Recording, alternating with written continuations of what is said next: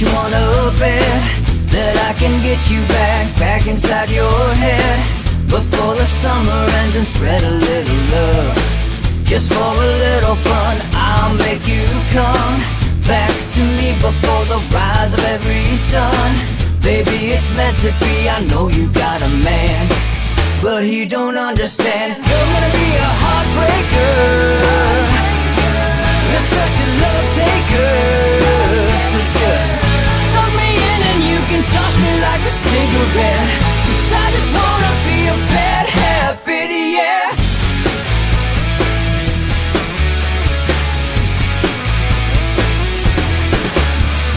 Rhythm in our love, it's impressive, excessive. You can't make this stuff up. My chest beats, it's restless, wakes the neighbors up above. Yeah, baby, come and show me love. Baby, come and show me love, because you're gonna be a heartbreaker. You're such a love taker. So just suck me in and you can toss me like a cigarette, 'cause I just wanna be a bad habit, yeah.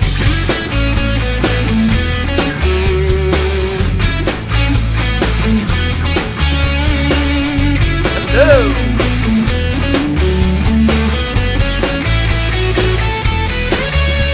We can get on a plane and take a one-way ride, steal us away to find a place we can hide. It wouldn't take much to spear for knives to give in to the need and leave it all behind. 'Cause I know that you know that I know that you want me. You told me, now show me, come blow me away. 'Cause I know that you know that I know that you want me. You told me, now show me, come blow me away. You're gonna be a heartbreaker, you're such a love taker. So just suck me in and you can toss me like a cigarette, 'cause I just wanna be a bad habit, yeah. You're gonna be a heartbreaker, you're such a love taker. So just suck me in and you can toss me like a cigarette, 'cause I just wanna be a bad habit, yeah. Suck me in and you can toss me like a cigarette, 'cause I just wanna be a bad habit, yeah.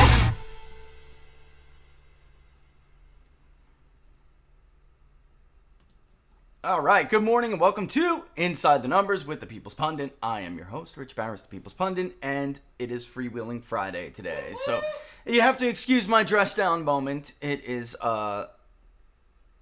sod on life support. It's so hot, so I'm like outside. Yeah, it's DEFCON. We're in DEFCON. All right, so it's so hot outside. We are having, if it's not a tropical storm, it's blazing heat, so it's incredibly difficult to keep sod alive. But that is the mission today. So even, it's Freewheeling Friday, I would have always, at least looked a little bit better. All right, today, though, was an important show, and I really hope you don't miss it if you're interested in this topic at all. New England, the change U.S. politics. In 1980, Ronald Reagan swept every single state, except for the District of Columbia, which is not a state. All right, and even in his re-election bid, he won the Northeast. All right, including the state we're going to go over today. So I hear a lot from people who think of, like, Massachusetts as, like, South Boston, and they're like, these are working class, salt-of-the-earth people. How is this so liberal of a state? All right, and it's a great question. Times have changed. It's definitely not 1980 or 1984 anymore, and we're going to talk about why that matters and when it comes to electoral politics and how things have changed. Hear me on this right now. Hear me! The Democratic Party in these states, California's all the way out on the West Coast, but we see the same thing. There are three things that have changed electoral politics in this country in the long term, and they all benefit Democrats. California to Massachusetts, three things are constant: immigration, migration, and education. All right? Now, in some of these areas, it's worse for Republicans than in others. But nevertheless, the pattern is clear. If you think back to all of our pre-election shows, and we talked about the burbs, Donald Trump's losing in the burbs, Mitt Romney would have lost in these burbs, in many of the burbs that we discussed. because they don't look the same that they did in 2012. They don't look the same because of immigration, because of migration, and because of education. These are long-term, mid to long-term changes that Democrats have really benefited from. All right? They knew, he's dead now, so I don't want to name drop him, but old Democratic pollster told me many years ago that the loss of Jimmy Carter and Walter Mondale changed the thought, the worldview of the Democratic Party forever, which is simply, and this is his words, not mine. You just can't trust a white voter to stick with you. Mm-hmm. All right? So definitely not these working class white voters. All right? They swing when they want to, whenever they feel that particular person is better for them. Maybe party doesn't impact them quite as much as it does with other voters, or it did back then, right? So the bottom line is that I have an Apache helicopter over my head. That's an attack helicopter, if I ever heard one. All right? Yeah, you know it when you hear it, But yeah, in case you heard that. The bottom line is Democrats made the decision that a couple of things had to happen. One, they had to change the electorate. All right, so I know Democrats get all hissy and, the media has a meltdown and you get canceled for using the word replacement. But that is exactly what their goal was out of the mouth of babes, because this particular person was a pollster for a presidential candidate in the 1980s who got creamed. And they never thought that a Democrat could even lose that badly in the United States of America. So they decided, really, in 1980, some people started to put it forward, Ted Kennedy and the like, but then others in 84, when that shellacking repeated itself and it was their worst nightmare, they said, that's it, those voices were right, and this is what has got to happen. We can't convince them, we got to replace them. Mm-hmm. And then over the long term, what do we do with those that are here now? Whatever word you want to use. Indoctrination? Sure. Whatever. You encourage them to go through a institutional system in which you fully control and that shares your worldview, so you can also convince them to share your worldview, which is why I call the highly educated the poorly educated, because they're not really getting a rounded, well-versed education. They're getting the education that they are intended to get by their overseers. And that is just the truth. All right, so let's look first at Massachusetts. If you are a Locals member, I've been getting a lot of emails like, hey, where are these PDFs you keep mentioning? They're on the feed.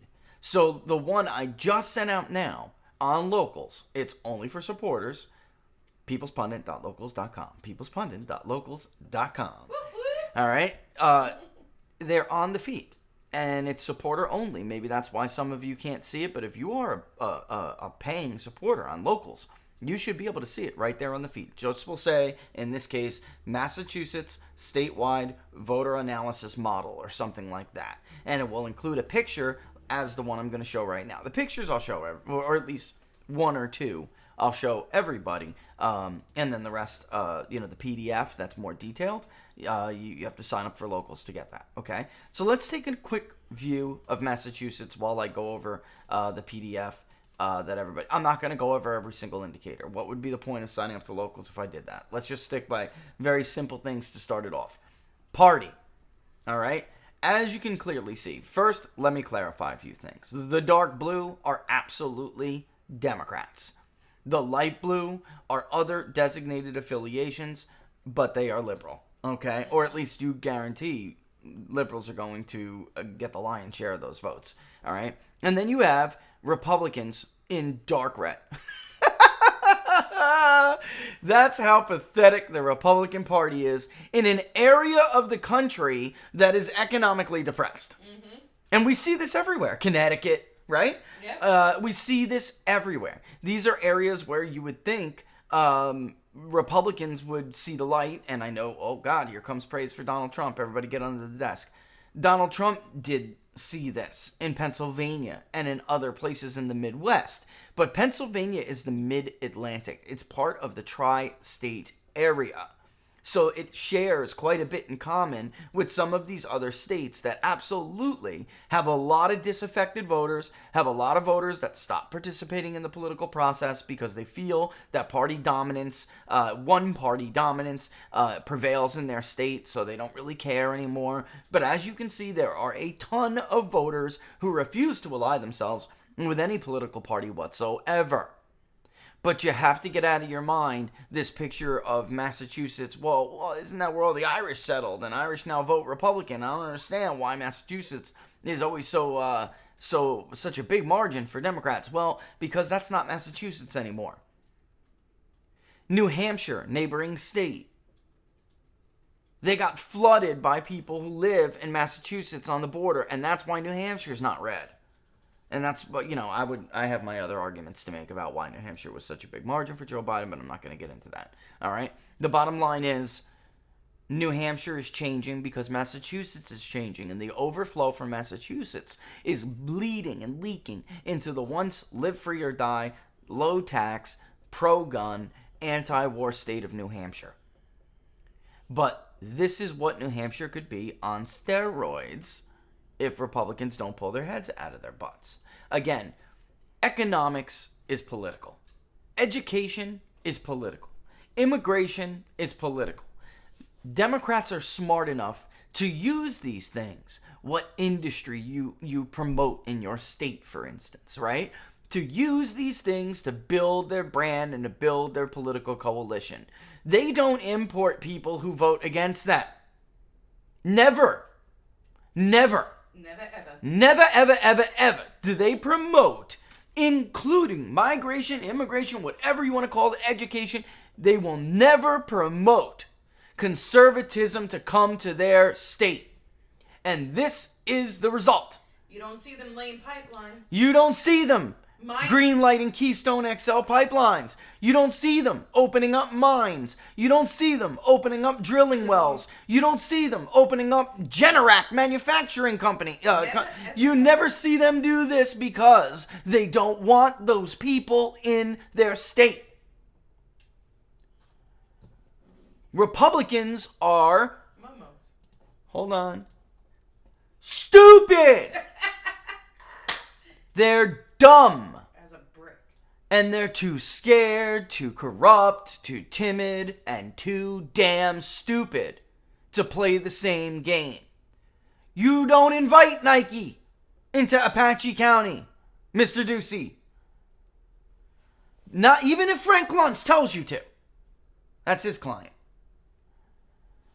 You don't allow all of these $150,000+ jobs, North Carolina, into Wake County from Apple, so they can help turn North Carolina blue, while they're serving bowls of rice as a wage to people in China who routinely climb to the roof of the building on their lunch break and jump off.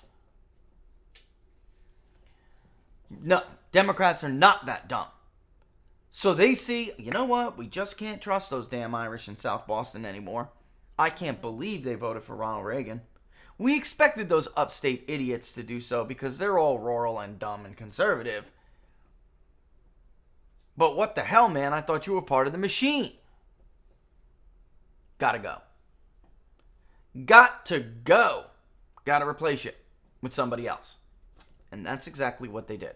And if you don't believe me, that's tough crap. Because we're going to go over it right now. All right? There are a couple of things I want to go over. There is the first migration to Massachusetts, folks.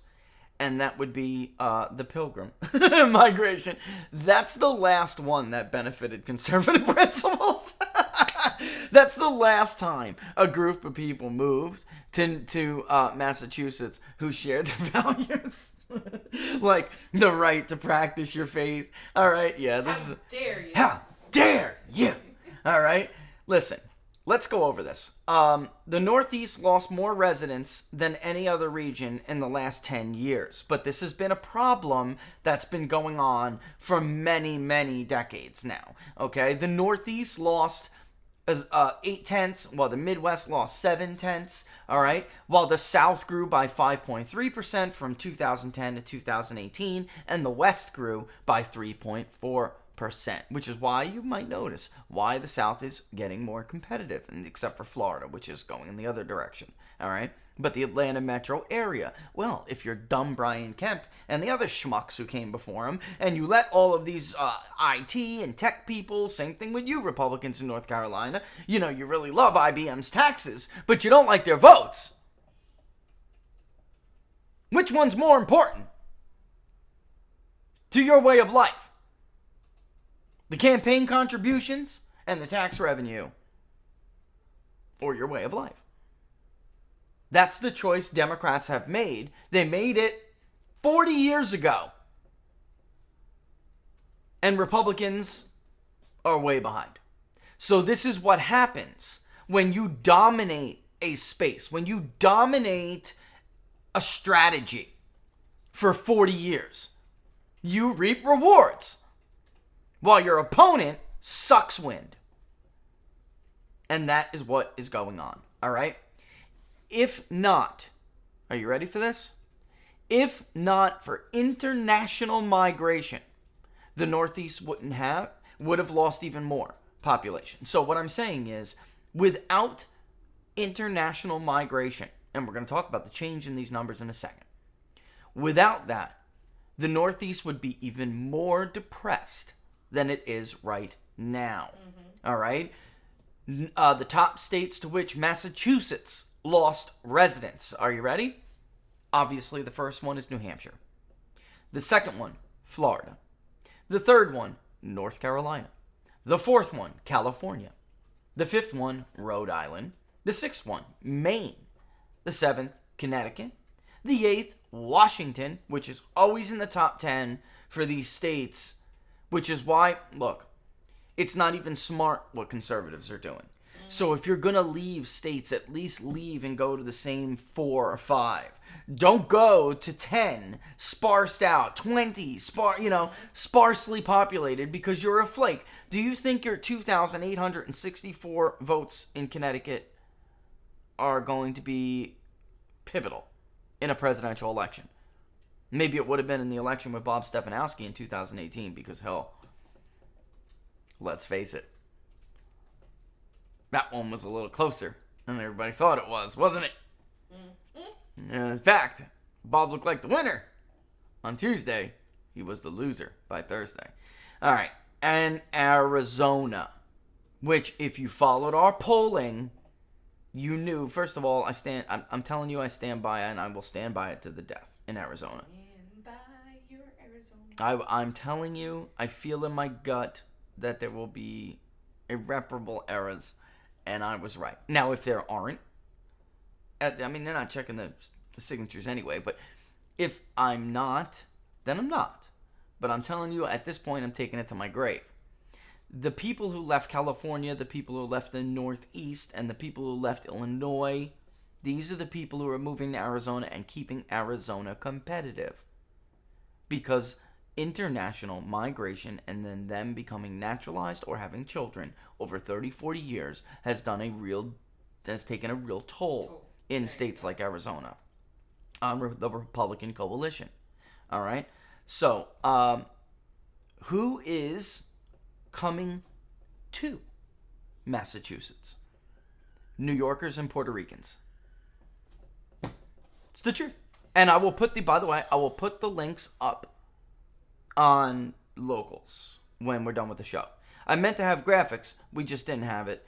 We didn't have the time. All right. So New Yorkers and Puerto Ricans are the top 2 migrators to, and I mean Puerto Ricans. They came from the island of Puerto Rico. They have been in from 16 on the top. And I should clarify that from 2016 on. All right, they have been the top. We will get new census data, and there will be a lot more that makes sense of this picture. But we have some early census data. All right, what are the reasons for leaving? What are the reasons for leaving the state? Are you ready? New job or job transfer. Housing-related reasons. In other words, they couldn't afford anymore. All right. Other family reason: change in marital status. So they're getting married and leaving Massachusetts, which is bad for Republicans because marital voters, those who are married, vote Republican. Those who are single, divorced, and separated vote Democrat. Take from what you will. Take it for what you will. All right. To establish their own home. 4%, whatever that means. And a change in climate. So you would think, wow, so cold there. I'll leave and go to Florida for the warmth. That's only 3%. And that is not even close. Although that has helped these working class people leaving Massachusetts, and by the way, other northeastern states. These working class people who do work their entire life, they get their Social Security, maybe they have a small 401k left, they go to Florida because of the weather and because cost of living. They don't want to pay state taxes, all that. And healthcare. I mean, Florida's got great healthcare now, by the way, and they did not do expansion. All right, but in any event, they go down there to be treated like the retired, people they are, former working class people they are. And that is also helping to contribute to Florida becoming more of a Republican state. Look, if you don't win a statewide race outside of Barack Obama in 20 years, is it really a purple state? And yes, what's her name won the agricultural committee. Even Marco Rubio will tell you that was not legit. All right, so, and he's not exactly a conservative fire-breathing dragon, now is he? All right, so in any event, I mean, let's get real. All right, so Massachusetts, from 10 to 18, would have lost even more population if not for international migration. They are losing working class voters, and those who are coming to include international migrants are more college educated, if you want to do that. They are also less proficient in the English language, which is interesting, and I found this funny, but I'll put this up as well. This comes from the Massachusetts, the Migration Policy Institute, and this is Massachusetts, but I'll put that link on Locals, like I said. All right. First and foremost, let's look at the difference between foreign-born and U.S.-born over the course of time. In 1990, there were about 5 million U.S.-born, and in 1990, there were about 568,000 foreign-born in the state of Massachusetts. In 2019, there were only 5.3, or just actually, let's round up, because it's 5.35, 5.4 million U.S. born. So in other words, it just raised by 400,000 U.S. born in Massachusetts. How much? It more than doubled foreign born. So foreign born went from about 570,000 to about 1.2 million. While the U.S. born only went from 5 million to 5.4 million. So obviously, huge disparity in the percentage of increases here that favor foreign-born. Over time, over all that time, 20 years, what do you think they do, folks? They have families. They're on a visa, maybe whatever their personal situation is. Even if they themselves are not even naturalized yet, they're going to have kids. And over that long of a period, that's 30 years, these are now voters. Younger voters. And how do you think they vote?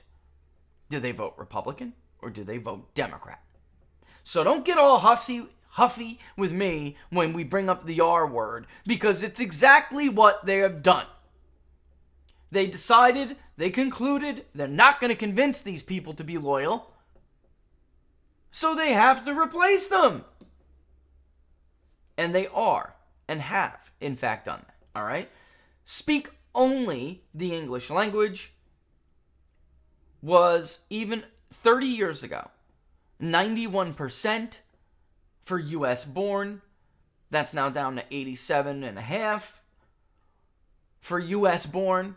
And for foreign born, 30 years ago, 30% roughly of all foreign born people living in the state of Massachusetts spoke only the English language. Now that's down to 18%. That's a 12% drop. What does that mean for assimilation? And we do know they hate these words because Oxford and others have absolutely made the connection between nationalism and patriotism and long-term Republican affiliation. That is the true reason they hate the word nationalism. That is the true reason why they hate nationalism in general. Because as Thomas Narn, Man, State, and War, Ken Waltz, Man, State, and War, as Thomas Narn himself, the heir to the Marxist school of ideology, himself acknowledged that was the great failure of Marxism in the 20th century, or leftism in general. That nationalism proved stronger than ideology. So we have to make nationalism a dirty word, a bad word. And they did. Or they are. They're trying. I'm not sure Americans would agree with them, but a certain section of them certainly buys it. And who is that section? The people we're going to talk about next. But before, the educated. All right, we're gonna wait though on that. Hold on. Speak English very well has actually increased, even though it's not their only language. It increased by about 8 points over 30 years among foreign-born people who live in Massachusetts, okay? Speak English less than very well, however, increased at the same time. So those who also speak it along with their native language, all right, speak it better than they did 30 years ago, but there are less of them who speak it very well as well. So it's very strange. It's an extreme. What it means is that you have both extremes expanding. All right, both sides of the spectrum expanding. All right. All right. So let's see. Yeah, limited English proficient population among U.S. born shrunk by 11.2% over 30 years. And why does all this matter? Because it matters because it's something called political maturation. When other groups of people prior to this era have come to the United States, they did not come with the flag of their home country, raising the banner. That's the difference. Mm-hmm. They came proud to be wherever they came from. Like my grandfather was very proud to be an Italian American, but he also realized that they don't want to be in Italy because of a little thing called Mussolini and fascism, and that Italy is great and they're very proud of their history, but America is better. It's better for prosperity, and there's nothing wrong with admitting that. And that's why we're here. Or what? Right. The American ideal is a superior ideal. Otherwise, we wouldn't have taken the great leap forward. Other countries would have done it for us for the last 5,000 years. All right. Anyway, let's go to education. You would think people who are more educated would see that more, what we're talking about. But in fact, that's the way the academic system was pre-1960s revolution. Okay? Now, it teaches you to hate the United States of America. All right? And give me 1 second. Let me get a sip of coffee because these numbers are going to be stunning for you. And remember when I tell you about this suburban argument. Donald Trump won the white suburban woman. The difference is, and he slipped a little bit with them, but not enough to make this huge difference. That's the biggest load of crap. Educated white suburban women are just not that much to make that kind of a difference. There was other things, a combination of factors, and of course there are things that offset that, like the 20 almost point gain among working class Hispanics. All right, the fastest growing group in the United States. So it may not be a bad place to be if you are making gains with the largest group. If you are the party of the largest race ethnicity, because that's one of the criticisms of the Republican Party in the media. They're the party of white people. It's not a bad place to be when you're currently the party of white people who is also making gains with the largest and fastest growing minority population. Black voters have generally been pretty level. Low teens. Hispanics, as particularly working Hispanics, are becoming the larger share of the electorate. Or at least, if they flex their muscles, they would be. Because Hispanics don't vote at their current, they don't vote as much as they could. All right, I don't want to overdo it, is my point. Okay. All right, so let's just get into it. In 1990, and this is among people who are 25 and older, it's the way the census does it, okay? In 1990, there were 3.5 million U.S. born in the state of Massachusetts, 25 and older. All right? Today, or as of last year, 3.8 million. Not that big of a gain at all. 300,000, folks. That's about it. While the population of foreign-born 25 and older went from just under 500,000 to a little over 1 million. So more than double, just like we saw with the other overall population. Less than a high school diploma among U.S. born went from 17.2% to now 5.7%. Among foreign born in 1990, it was 41%, and now it is 19.8%. High school diploma or GED. Among U.S. born, it was 31%. Now, it's 24%. So what we're seeing is some of that working class population has been shifted through democratic policy, that was brilliant, to either you need the government to survive, or you're highly educated. You see what's going on here? All right? It's not the same. Like, so this idea, oh, well, Ronald Reagan won that neighborhood. That neighborhood is not the neighborhood from 40 years ago. In fact, if you look at just the last 8 years, it's not the neighborhood it was for Mitt Romney. They are vastly different. As always, modern political punditry is way too superficial.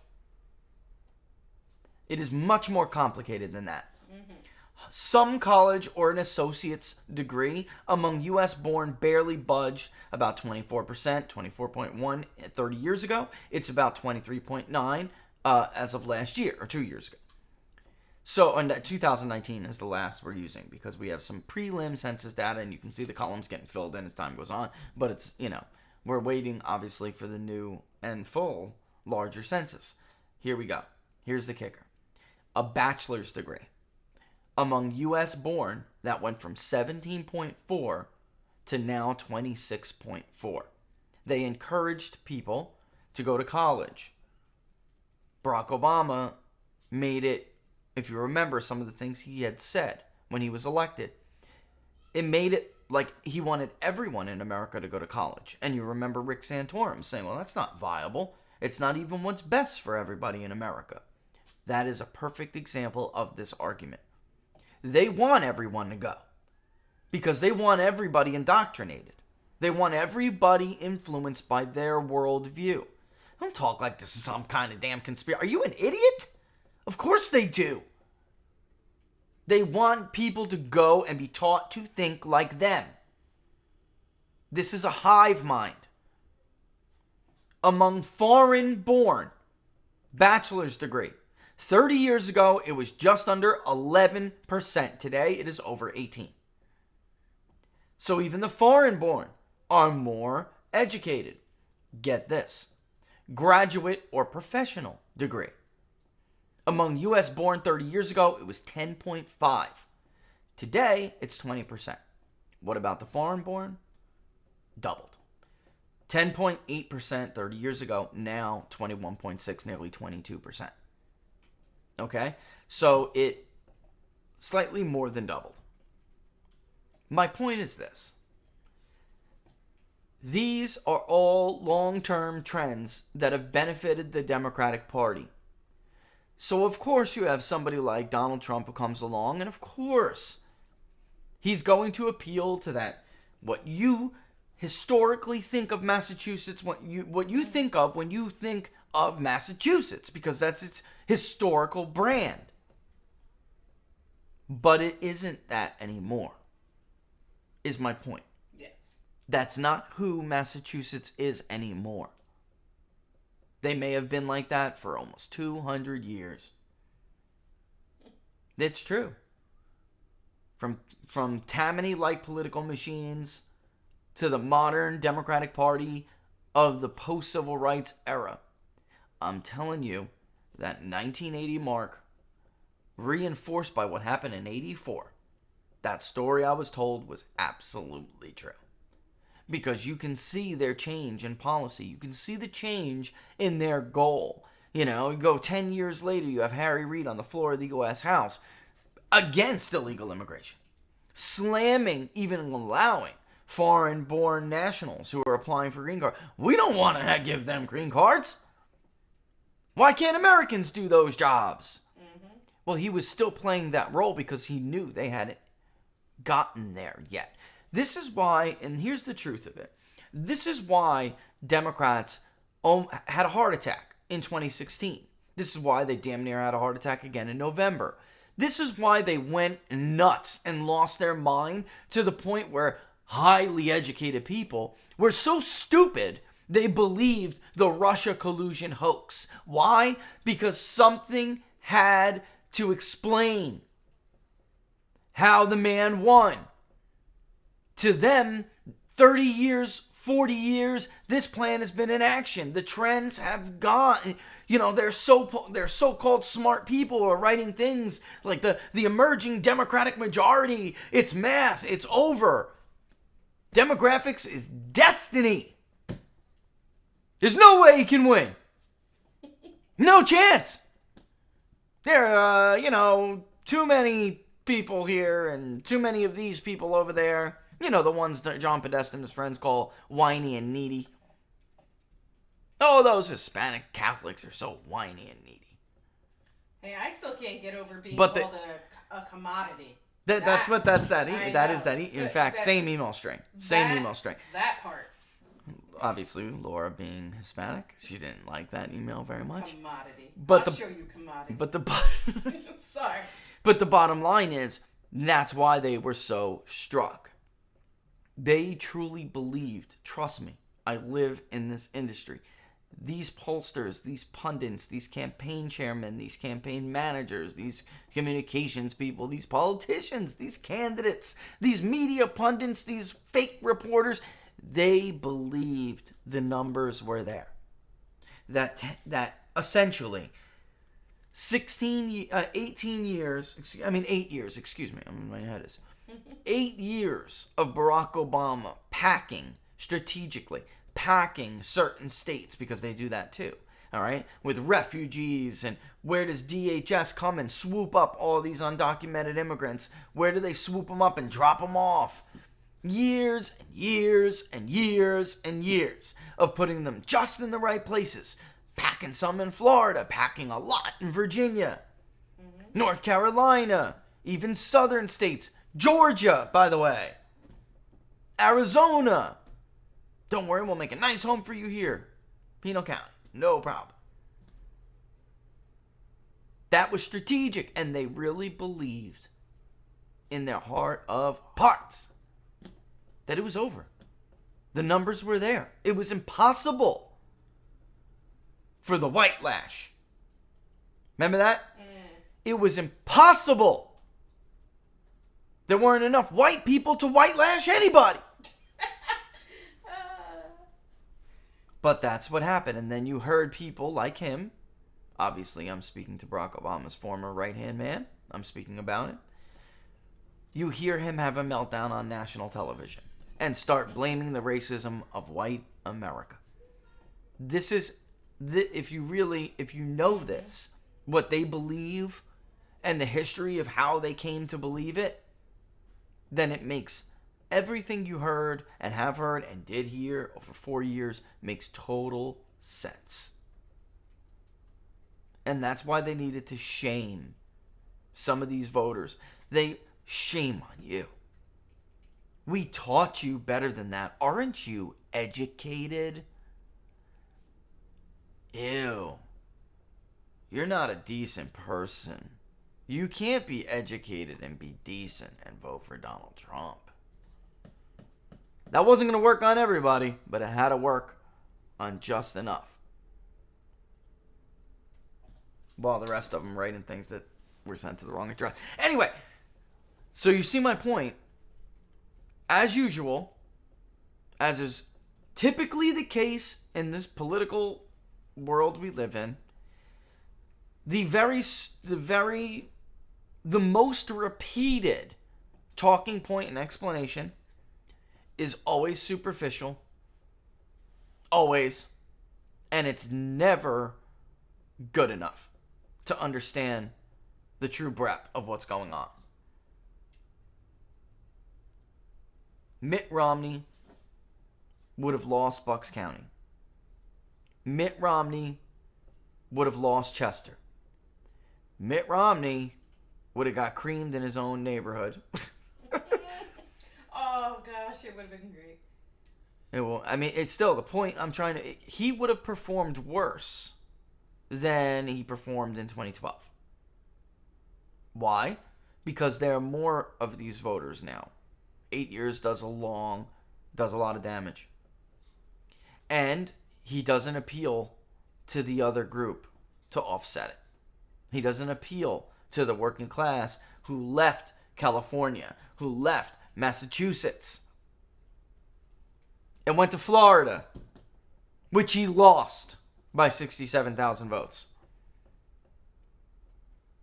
He probably would lose Florida now, because he couldn't even win the Cuban vote. It was tight. Cuban vote was tight. So with the addition of more of these people, again, we're looking at an 8-year pattern too. I mean, I gave you 30 years, but the 8-year pattern is not much better. In fact, I'll take some time to put this up because it's really important. Just remember the Northeast law, yes, it's economically depressed. Because I get this all the time. Why is it the Northeast is so economically depressed? It's an exactly what you would think would be a target, because whose policies depressed it? You would think that a pro-immigration, a pro-trade and anti-illegal immigration policy would be the sweet spot for some of these. And in fact, you can see it was in some neighborhoods. There was a huge shift. Kennedy lost to Merkel. He is the first Kennedy in the state of Massachusetts to lose a statewide race. He lost because of Boston and Cambridge. And it's actually less Boston, more Cambridge. Not to name drop anybody here. The kind of person who goes to college for 8 years to get like a master's degree in philosophy and then becomes a government social worker. And he's a left-wing commie who supports Bernie Sanders, but he grew up in a working-class New Jersey neighborhood. Mm-hmm. With a working-class daddy. That kind of guy with a working-class daddy who broke his butt for 60 hours a week to send him to a college to poison his son's mind. But it's a perfect. He's a perfect example. A perfect example. By the way, the son of immigrants from a depressed European country who made his way over here to have a better life, to be taught to raise a family and have children, only to have them be taught to hate the country that gave them that opportunity. Irony at its finest. It's incredible. It's incredible. So it's more than just the R word, international immigration, to replace the domestic population. It's more than that. They're trying to replace the domestic population and have been successful at replacing the domestic population with a new domestic population that is very different. And they have all of these institutions, all of these social constructs on their side to do it. And part of that thing, by the way, I told you about that 1980 plan, which later became the 84, drastically grow the federal government and federal government jobs. Because states like Virginia, perfect, boom. States like Virginia. If you rely on the federal government, you're sure as hell not going to vote against it, are you? Right? Public sector unions, we have not seen the change in voting behavior among public sector unions that we have with private sector union membership. Private sector union members have become more Republican. They will absolutely vote for somebody like Donald Trump, unless their union bosses strangle them like they tried to do in 2020. Intimidate and strangle. All right, so in any event, all U.S. regions experience increases in international migration. However, the Northeast and the Midwest, on net, got beat up the most by it. Not beat up, but the R word, I would say. Because while the Northeast saw a 2.2 net domestic migration from 2010 to 2018, they saw a 1.8 net international immigration gain. In the Midwest, 1.5 net negative domestic migration, 1.1 net positive international. Meanwhile, in the South and in the West, it's much closer. This is why Texas and Arizona and Florida and other states in the South and the West, this is why they have remained competitive, if not wholly. They have remained Republican, like Texas. In some cases, international immigration has actually helped to offset the institutional domestic change vis-a-vis education. So it's an even more complicated issue than the three I gave you. Immigration, migration, and education. It's even more complicated than that. Because in some states, it's helped. Do you think Donald Trump won Texas by the margin he did because of the working class Mexicans in Zapata County and South and southwestern Texas? Or do you think it was because the white vote stayed the same for him? The younger white vote, and specifically educated white vote, turned on him bad in the Dallas suburbs and surrounding area. He won because he offset it with the working class that moved to Texas from California and other states, because it's very important people understand something.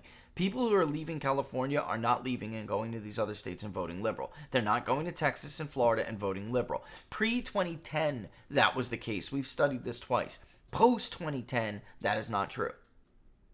And I've given entire speeches on this. California has become more liberal because they lost their salt-of-the-earth working base and are continuing to lose it. They're losing their working class capital, labor capital. Family units, they're losing them to other states. Like Arizona, like Texas, like Florida. That's where these people are going. While they're importing more international uneducated people and more, the only migration they receive are from professional class workers who are headed to Silicon Valley, whatever it may be. All right? So the South, remember the numbers I just gave you. The South saw 3.1% net international migration. That is international migration. I love how they use these. Right? They saw a net 3.1 foreign immigration gain, but at the same time, they also saw almost just as much. It's 3.08 versus 3.04 for net domestic migration. So the South is gobbling up the Northeast and the West, far West, like California. Because when they say West, California is actually a state that kind of bucks the trend of the rest of the West. All right, and that's very interesting, but it's very true. All right, and in the West, it's a little less equal than the South, but nevertheless, they're both still positive. About a 1% gain among net domestic migration, even though they're not really. California's not contributing a whole lot to that, versus a 1.76 gain among international migrants. So something is helping to balance it out there. All right? And that political maturation is simply not occurring the way it used to because of, again, sometimes they're not there long enough and migrate, and then other times when they do start to politically mature and move up the social ladder, Our academic infrastructure is designed to get people to share their worldview. They are not designed to promote thought and critical thinking. And I think anybody who would argue against that at this point is either stupid or a liar. Or both. Or both. Mm-hmm. There could be a third option. All right, so with that in mind, I'm going to take a quick break so we can come back a little bit early and take some questions. All right? With all the things that I just had going, there were only 2 on the drop meter. That's it. Maybe some of the changes we made actually did do good. Usage is You're way welcome. down. Feed looks great. Naturally. Good job, sport. Good job. Well, I was just blazing through all my browsers. You know how I usually glitch and something farts out and I drop. You didn't glitch out too much. If you want access to all this stuff, you can do so by signing up to the Locals community. People's Pundit, Locals community. peoplespundit.locals.com. peoplespundit.locals.com. And again, for those who have been asking those support questions, they're in my feed. So sometimes, well, not sometimes. If you have the setting on where you're seeing both my feed and everybody, the community's feed, mine will get buried because the community is constantly chatting to each other, which is great. But in order to find the voter analysis, simply turn that off for the time being and just look at mine only. Just say, the community community post plus People's Pundit post. Just use mine, and then you will just be able to go through mine. Because somebody asked the other day for Georgia, we just put it up. I guess it gets buried that quick. North Carolina, Georgia, God, it was just, there's been a ton of them. Michigan, Wisconsin, Pennsylvania. I mean, we've done them all. So just check that setting and you'll see it. All right? Because you'll be able to just more easily, sift through my own feed. All right. So with that, let's take a little bit early of a break. All right? Don't forget to, if you like the video, you like what we're doing here, don't forget to like it on YouTube. Give it a thumbs up. And if you love the channel, love the videos, Inside the Numbers, What Are the Odds, don't forget to subscribe, all right? Definitely subscribe to the YouTube channel. And hit that notification bell. That'll let you know when we're going to go live. All right, with that, you can still follow me on Twitter at peoples_pundit, which if you do lose those voter analysis and if you're still on the twatter, then you can easily just go there and look and say, because I'll always say, on locals community, and then put out whatever analysis it is. Okay? There's age in there. There's education. A lot of unknowns, again, because this is these inferred models. But, all right. Let me shut up. Take a 2-minute break. We'll be back, and we will do some Q&A. Then we'll bring on Dom. We'll do some more Q&A, and we'll go from there. I do want to talk when we come back about the rally. All right? Stay tuned, folks.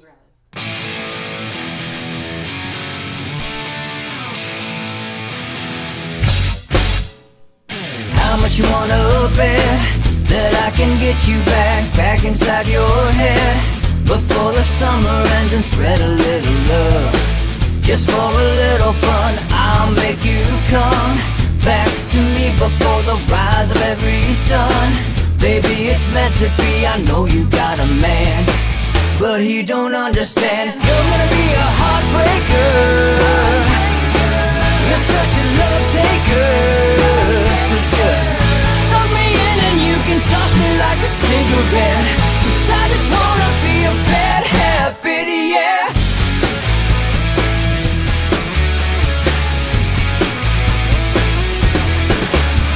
There's rhythm in our love, it's impressive, excessive. You can't make this stuff up. My chest beats, it's restless, wakes the neighbors up above. Yeah, baby, come and show me love. Baby, come and show me love. Because you're gonna be a heartbreaker. You're such a love taker. So just suck me in and you can toss me like a cigarette. 'Cause I just wanna be a bad habit, yeah.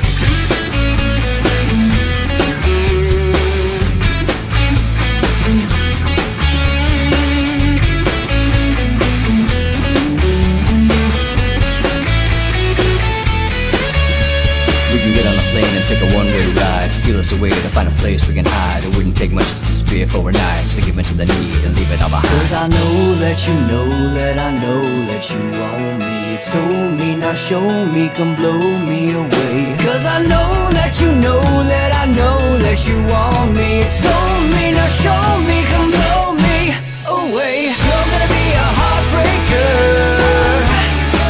You're such a love taker. So just suck me in and you can toss me like a cigarette. Cause I just wanna be a bad habit, yeah. You're gonna be a Hold tight, guys. 40 seconds, 30 seconds. Got it. You're such a love taker.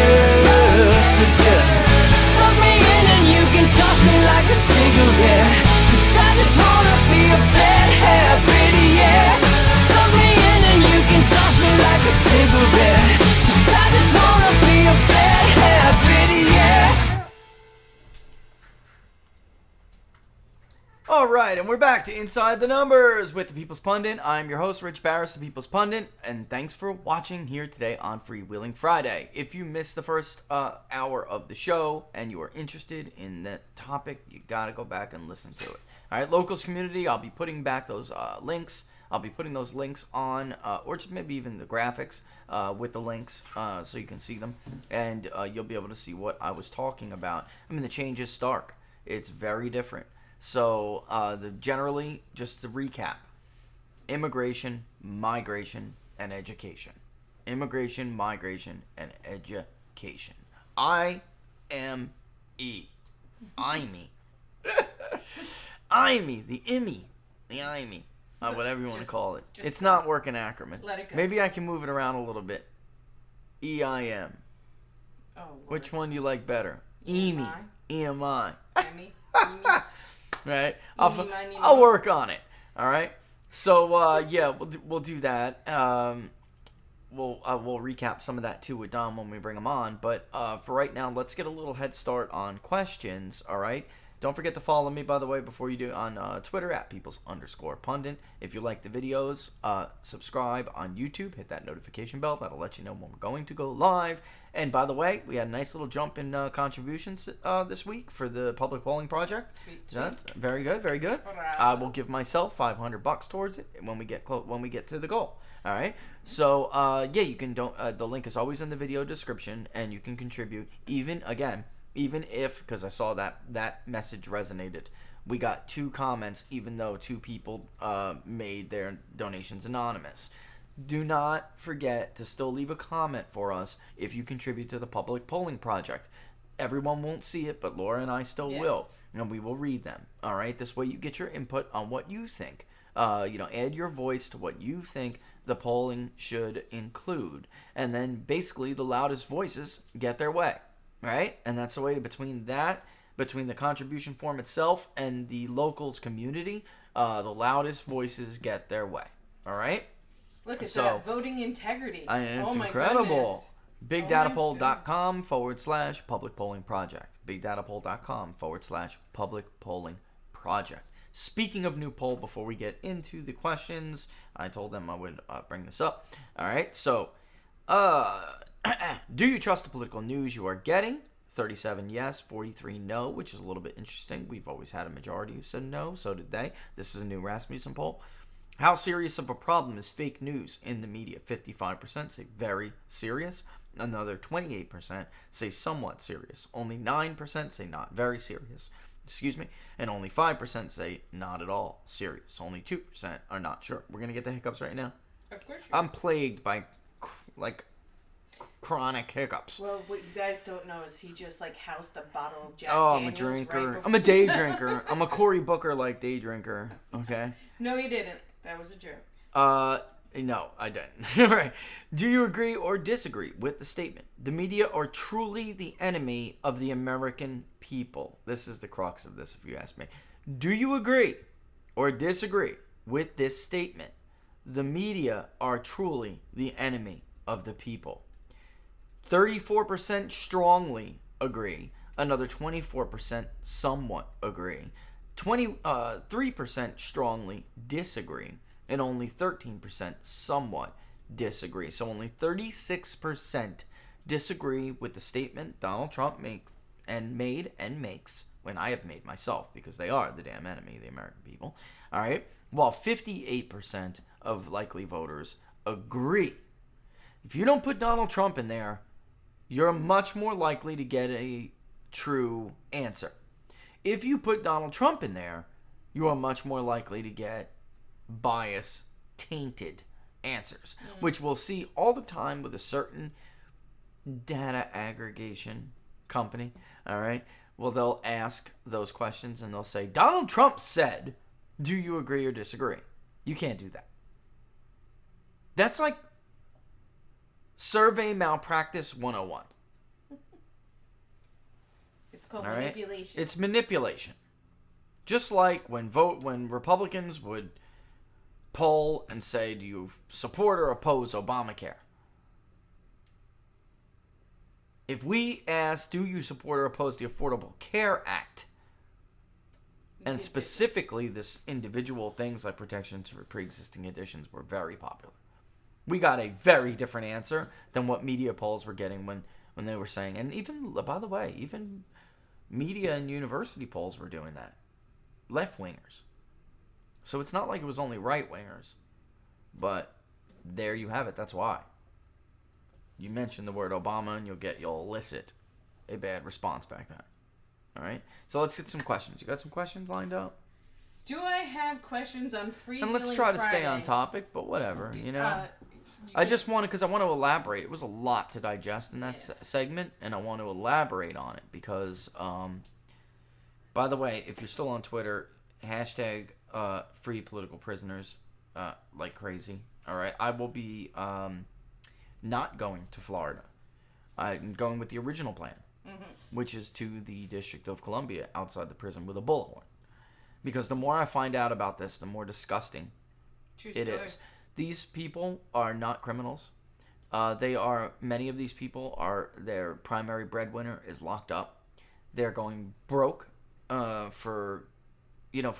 legal fees, which may or may not be competent or even fair in that place. Because we all know nobody can get, who is not a left winger, can get a fair trial in that place. Can't do it. 4% of the vote. That's all I'm saying. All right, move on. All right, so moving forward. Sorry, I wasn't expecting you to. Excuse me. Oh, well, while you're looking, it's my daughter got me this because I call her Pumpkin. Superior wants you to know that wants to thank you for talking about Massachusetts, and You're very as welcome. a Mass resident, this is enlightening. Very welcome. All right, Jimmy Palms. Can he explain why the GOPers dislike Marco Rubio so much? He's a reliable Republican in his swing state. He never says anything against the base or anything. He's reliable. All right. Yeah, I he's mean, got a little intel war in him, but I think he's just. I don't though. I don't think so. Marco's two-faced. He's two-faced. It depends what he says and does based on the setting. So when there's a camera in his face or a vote on the record, he'll act very differently. In private, and I have personal stories I could share, Marco is not what he purports to be. Okay? And he didn't like the base when they voted against him in 2016. In fact, he routinely trashed the voters for supporting Donald Trump. You know it, Marco, so don't even try to lie, buddy. All right? He also, I will tell you right now, I was involved in this thing with helping veterans, right? I even gave a little speech to help get some donations for this group that was doing wonderful work. There were a lot of veterans that were under Barack Obama having problems getting their disability claims approved, open and shut cases that were being denied, difficult finding assistance for those who couldn't pay bills. In any event, Bill Nelson helped. Marco Rubio did not. Let me just say that again. Bill Nelson, the now defeated Democratic senator from Florida, helped. And Marco Rubio did not.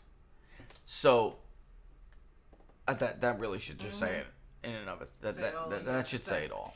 I just don't like how he does not do well under pressure. The man sweats profusely. He pales.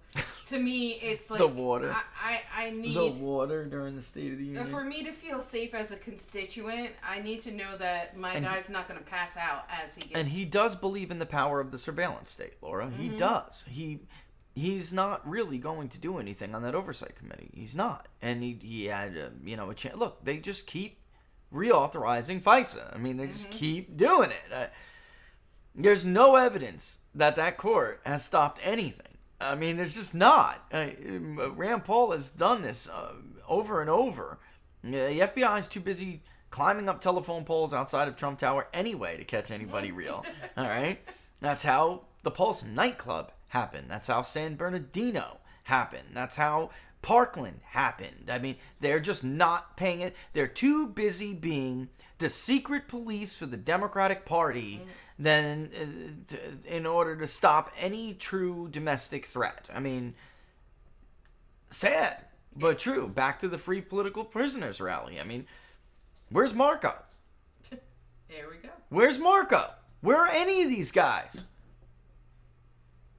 All right. And I got news for you. That's going to be a big part of me screaming on the 17th. Wait, that's going to be a big part of what I have to say. All right.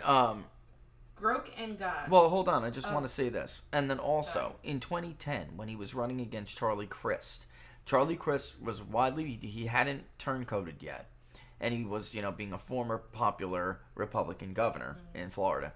He was widely believed to be the front runner. However, he had already started to become squishy, and he was not that conservative anymore. He was quietly telling everybody. So the activists knew, and with the advent of the Tea Party, the activists knew that Charlie Crist may not be the guy who would have voted against TARP. He may not be the guy who would have voted against Obamacare. Okay, he wasn't trustworthy. So Marco Rubio joined being the former Speaker of the House in Florida. And he was thought of to be a rather conservative Speaker of the House. But he was a boys' club player, boy, let me tell you. All right, he liked being in Tallahassee. All right. So in any event, they were giving out these questionnaires. The Tea Party groups and various conservative base groups pooled their resources together and said, look, instead of us all bombarding these people to try to vet them, let's all just come together and do one thing. Charlie Crist filled it out, even though he knew they weren't going to like his answers. The Rubio campaign refused to fill it out. You remember that woman? Mm-mm. All right, so they were like, hey, don't you know this lady? Because she was from Alachua County, one of the people who were close. Don't you know her? Can't you go speak to her for us? So I did. And I was like, look, get Marco to fill out the freaking form. What's the problem here, right? How nasty were they? Oh. They were, first of all, Marco wanted nothing to do with it. He thought it was ridiculous. He wasn't going to oblige himself to anybody. Remember that? Mm-hmm. And she was just a nasty woman. Eventually, he started to feel, and this is the difference here. Eventually, they made it clear how upset they were with him. And his words were not enough. And he was forced to fill out that pledge.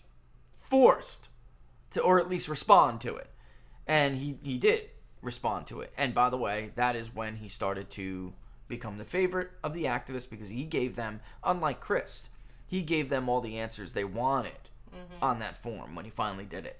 Charlie Crist did not. Charlie Crist said, look, I'm going to give you the truth whether you like it or not. Marco Rubio said, I'm going to give you what you want to hear whether I do it or not.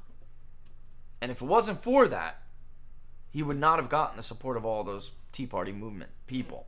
And, I'm not saying he would have lost. I mean, who knows? He depended wholly on the fact that he depended was Hispanic, on those people. And he thought just because he was Hispanic, he was going to take the whole Hispanic vote. And he didn't realize he had to... You have to work for it. Yeah. Yep. All right. So, moving forward, Groke and Goad. All right. Can you distinguish among people who get accepted into college from out of the country and then the stay versus other... Wait a minute. Can you just repeat that again? Yeah.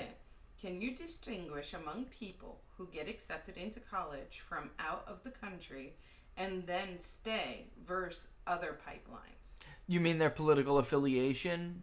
I mean, because we do know people who, do that, and that's true. there are some differences based on region of where they come from, and then also what they choose to study. There could be differences. We know, at least generally know, the number of people who have expired visas and don't go home. But no, the bottom line is, generally speaking, those who come here from other countries and get degrees and then stay here, they're liberal. They're overwhelmingly liberal, and that's actually, Robert and I have talked about this a lot.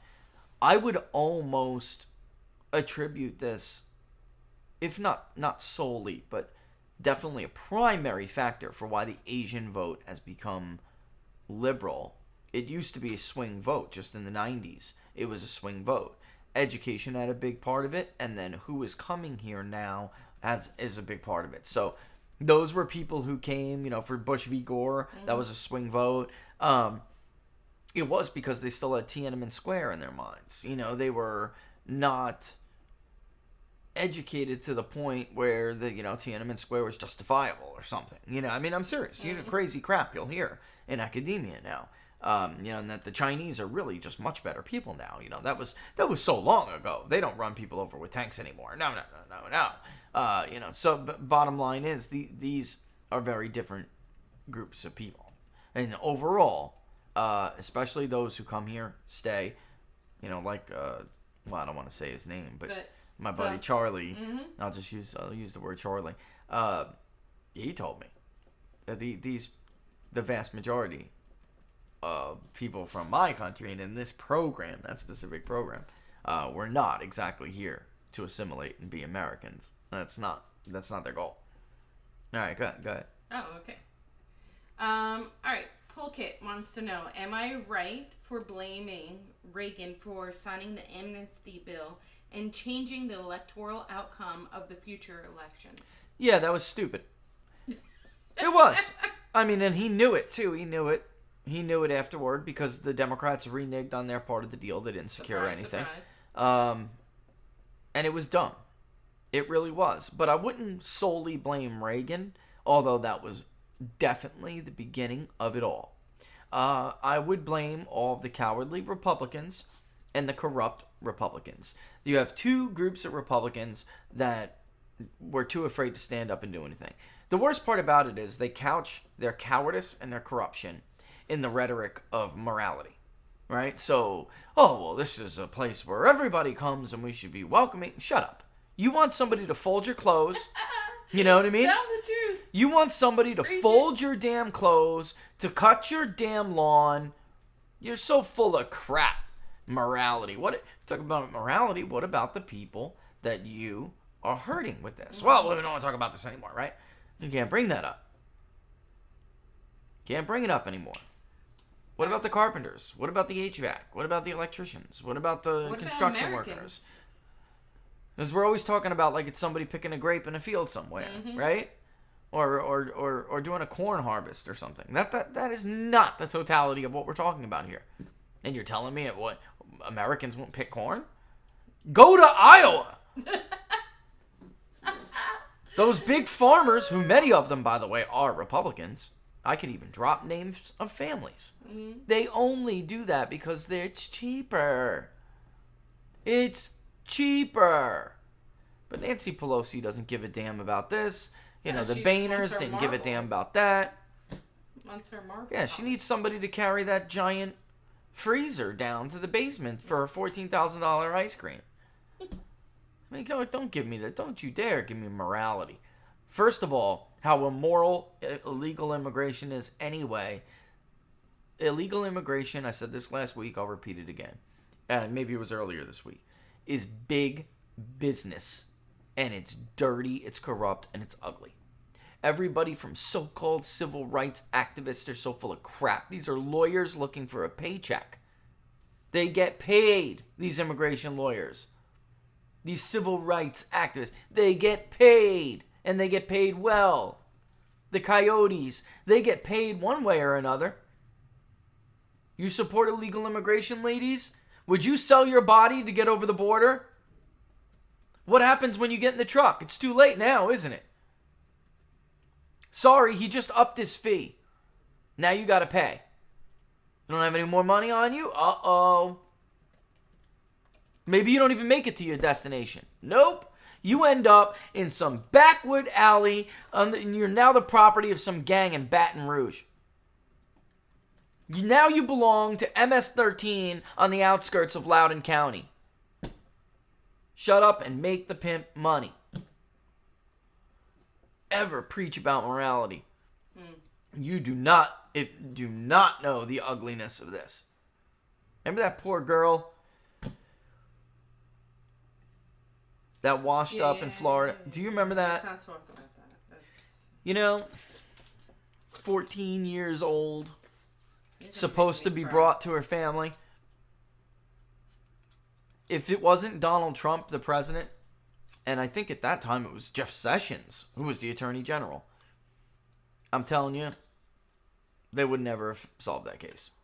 They would have just buried her in some unmarked grave, and that would have been the end of it. But instead, no.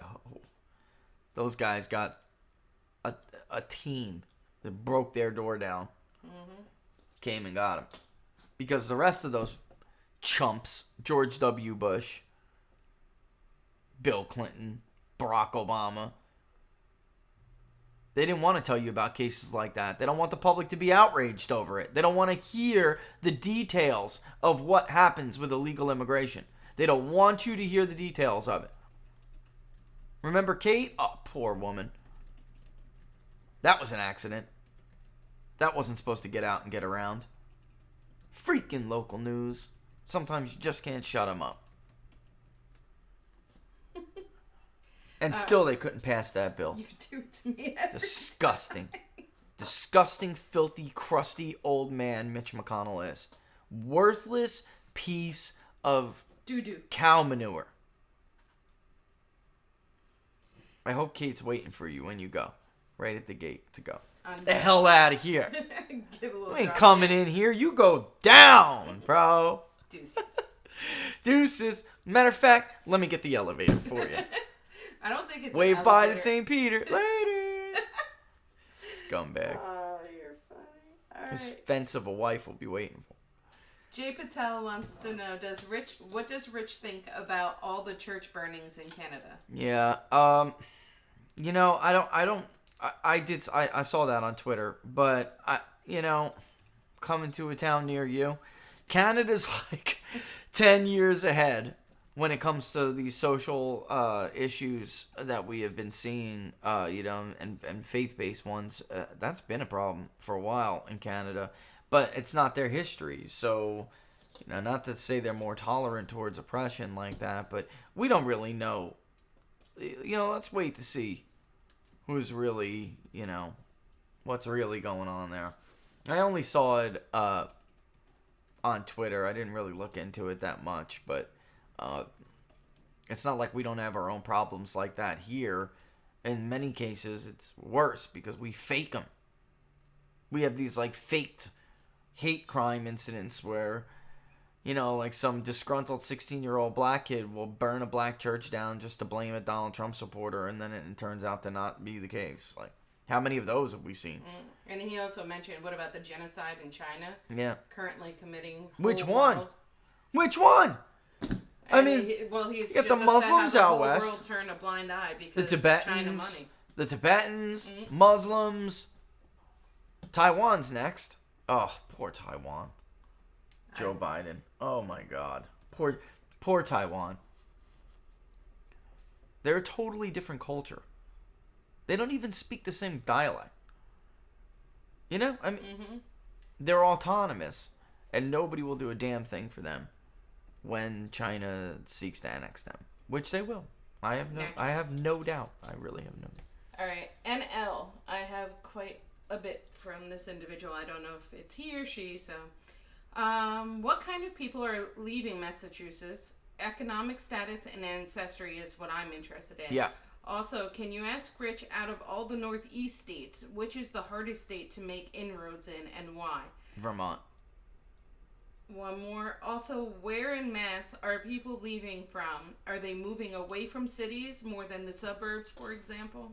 Yeah, you'll get a little bit more detail on that. Actually, we are seeing this now where some people are leaving parts of cities, including in Massachusetts, to go into, even suburbs and rural areas. I do strongly suspect that this will turn the rural vote a little bit tighter. It got wider this time, but I don't, until I see evidence that these people leave and don't bring their voting, when they go within a state, it's not the same as when they just take that move to leave the state. So you see a lot of these blue state voters leave, go to other areas, and it's not hurting those areas. They're keeping those areas competitive. And their children if they're professional class, but that's not who's leaving. The only people who are going to Massachusetts are professional and education, high education professionals. That's it. Basically, and foreigners who now you can see. Once upon a time they were very uneducated, and now they're not. So who are Irish and Italians? Less so Italians, but ethnicity-wise, it's Irish and English ancestry. English is a funny ancestry, though, with the census. It generally means whites who don't, have a strong connection to anything else, and they just call themselves English ancestry. Right? It's believed to be one of the most inaccurate ethnicity for Caucasians in the census because there are just so many people lumped in with them. But yeah, instead of them moving to, some suburban area in Massachusetts, no, they're picking up and leaving. And if they're working class and they're going to other states, they're going to like Washington, maybe suburban or rural Washington, which is just making rural Washington more Republican. It's not helping the state really. That's not true. I don't want to say that because that, like Dino Rossi's old district, may get a little bit more competitive again, even though Democrats seem to have a pretty solid hold on it. It may get more competitive again if this keeps up, and Washington is also taking a lot of people like that from California. So is Oregon, by the way. Mm-hmm. And it's just that you have those cities, and we did on a Zoom call, I think it was both Washington and Oregon. I was showing you really two geographic points in the entire, both states are the only place Democrats get votes from. The rest of it is overwhelmingly Republican. But it's enough because population is obviously so much more dense in those areas. But if it really does depend. So if they're getting close to retirement and they're saying, I'm done, I'm out, then they'll go to a place like Florida or North Carolina. But if they're still working people, then probably more likely to go to North Carolina and leave, or states like Washington, et cetera, et cetera. But that's a great question. I'll put those links up. Is that a locals person? Yeah. I'll put it. Oh no. No, that one was not. It's pour through the census data. I'm trying to make it a little bit easier for the locals community, but go through the census data and you'll see it. There's also the Migration Policy Institute is another great source for this. Mm-hmm. They get a little bit more. They do a little bit more of the legwork, than you would have to do if you just went to the census and did it yourself. All right, hit it. That's a great question, though. Can I just sum it up? Everybody that you think of when you think of Massachusetts, the historical vision of Massachusetts that you have in South Boston and whatever, those people are the ones who are leaving. That's my point. That was the point I was trying to make from the whole segment. Is that that is a historical vision of Massachusetts that really doesn't exist anymore. And that's for better or worse, whatever your personal position is on that. For me, I think it's worse. Those are salt of the earth people, married people. Marital status has a strong correlation with outward migration, net negative migration to the state. Well, that's not good for communities, folks. Just use your imagination. You do not want a state of single, divorced, and separated people.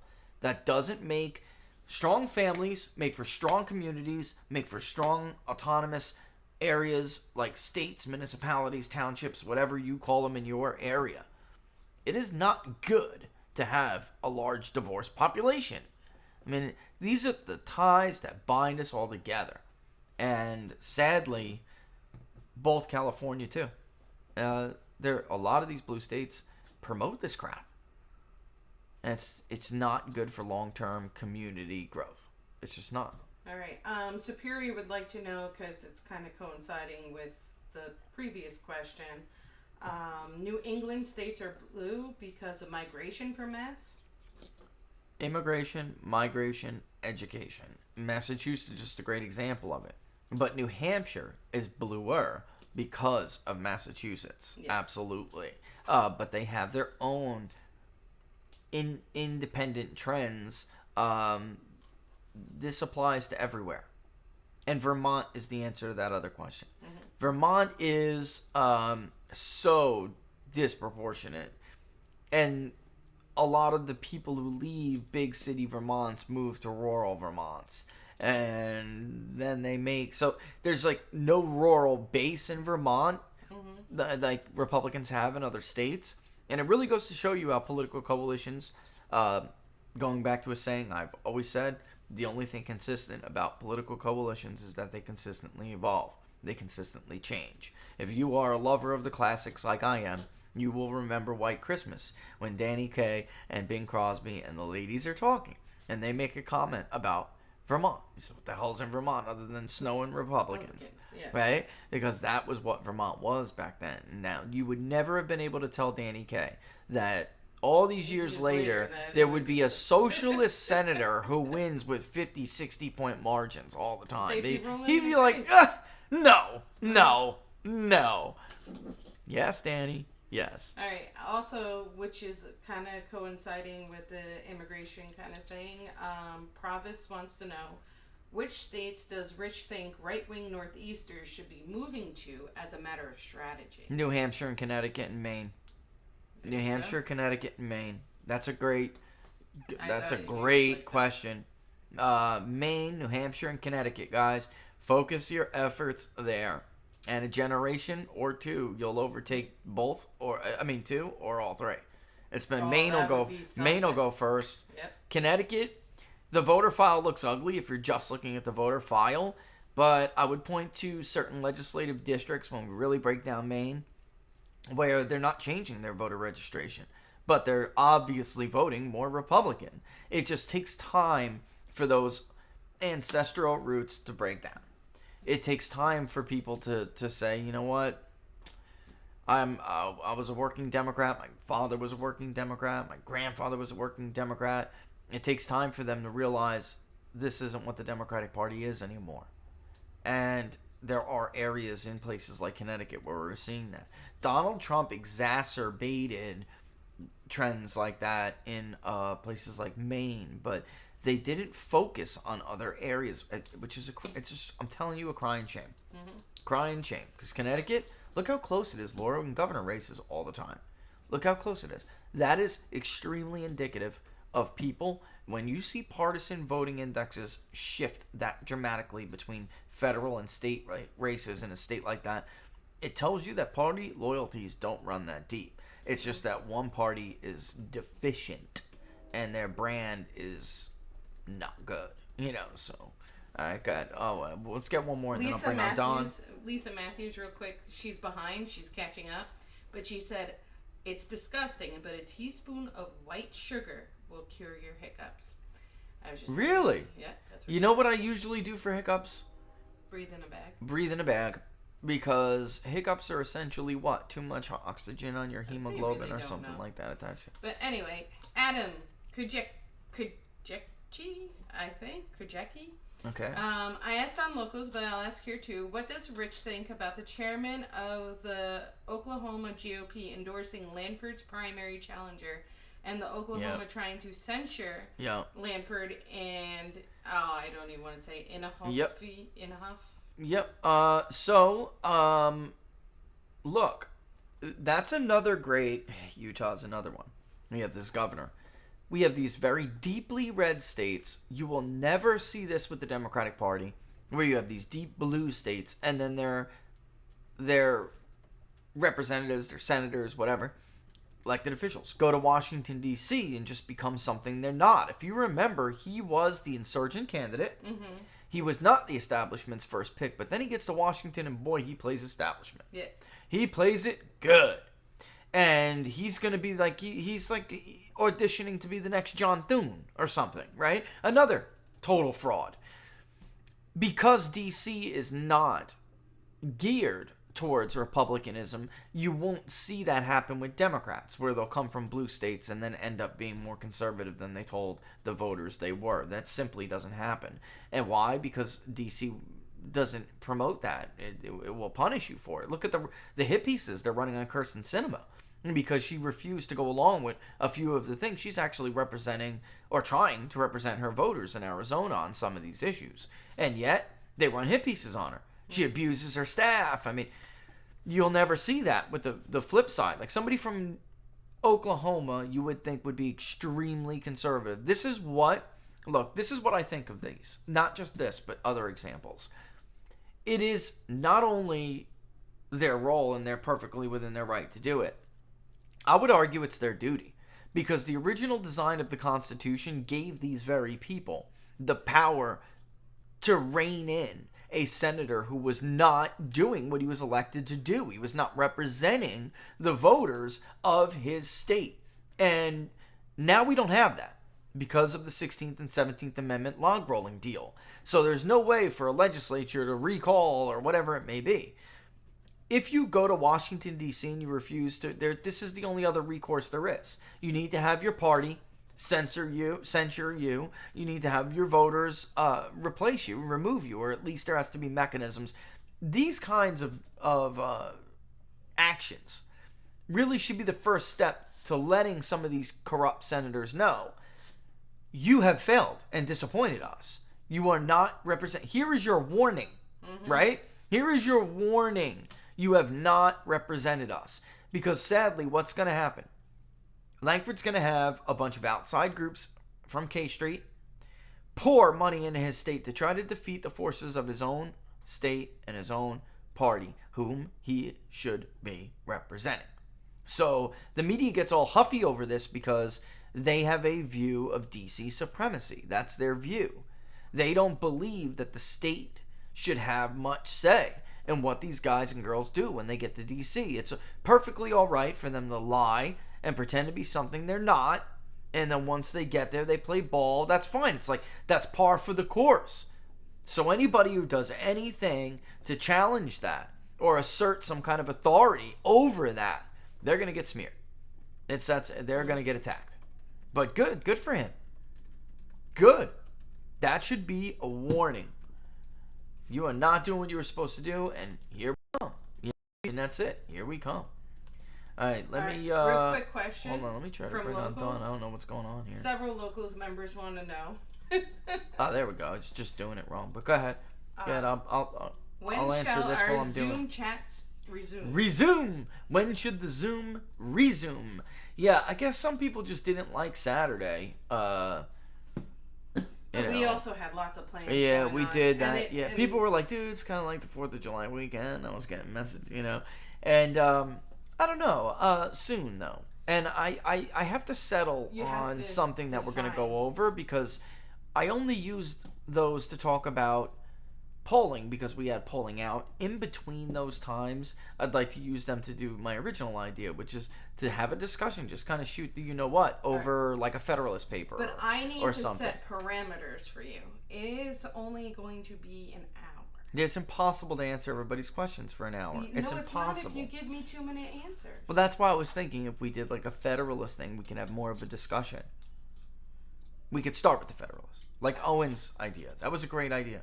And then how about like topics of discussion? That's what I'm talking have them about. Suggest topics as well. And this is why I'm not just busting one out to do it, because I was thinking we would do that. We would have like a little read thing. Kind of, look, I'm getting the idea from this book. So you have a reading thing that you get. And then you get like 2 or 3 questions to ponder over based on that reading. And we have a discussion over it as a family. Mm-hmm. That is what but that's spiritual, and you don't want to care about that. But it's a great template to do for other topics.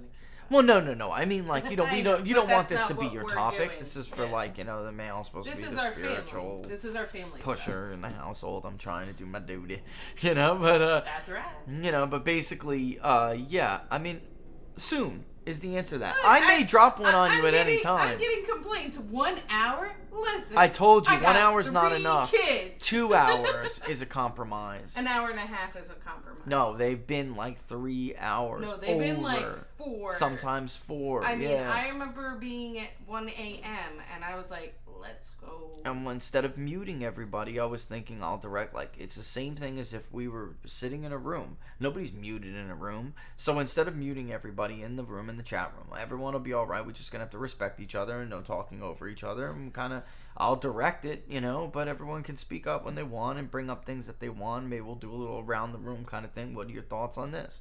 This way it's not like I'm because that's what's taking so long. People raise their hands for questions, and then they joined. I feel obligated to answer every single one of them. So we go around the thing. I don't want you answering all the questions. She says I take too long to answer questions. Richard. I mean, Come how on. dare she? I think she's probably right. But, Okay. As long as you realize. No, I mean, I'm not saying I don't. It's just that they're Speaking elaborate. of Owen, they're Owen has a elaborate question. questions. Well, let me bring on Don. Owen, Yeah. hang tight, okay, buddy?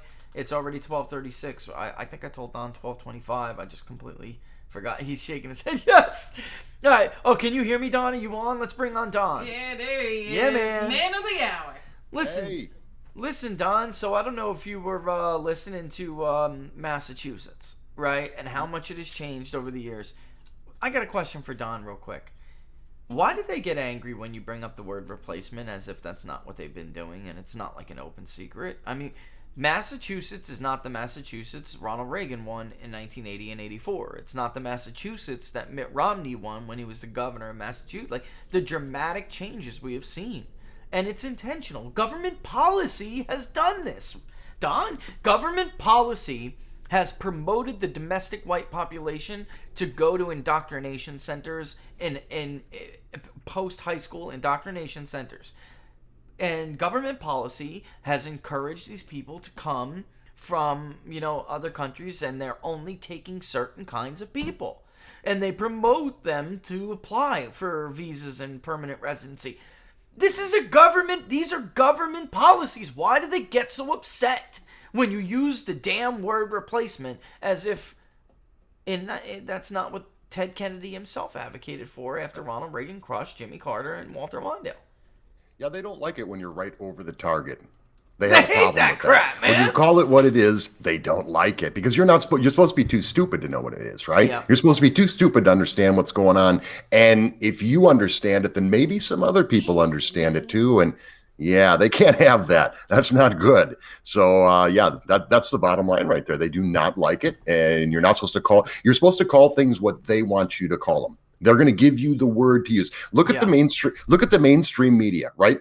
Whatever they're doing, whatever the story is, it's always the same word from channel to channel to channel to channel. Every single one of them uses the same word because it's coordinated. It's what they do. They coordinate these things. And yes, he's not Robert Barnes, people. I'm doing it again, okay? Where's my cigar? Nowhere. I didn't change the thing again. .locals.com. And this is just totally on me. All right, there we go. DonSmithShow.locals.com, ladies and gentlemen. DonSmithShow.locals.com. And he has this payment thing worked out. I know a lot of people were like, hey, what the hell, I can't subscribe. That was totally on Stripe. That was not on Don. That was not on Locals. That was Stripe busting his chops because he's been running a show for 10 years that theme song is his saying is where it's okay to be a conservative. And that's why. I mean, that's it.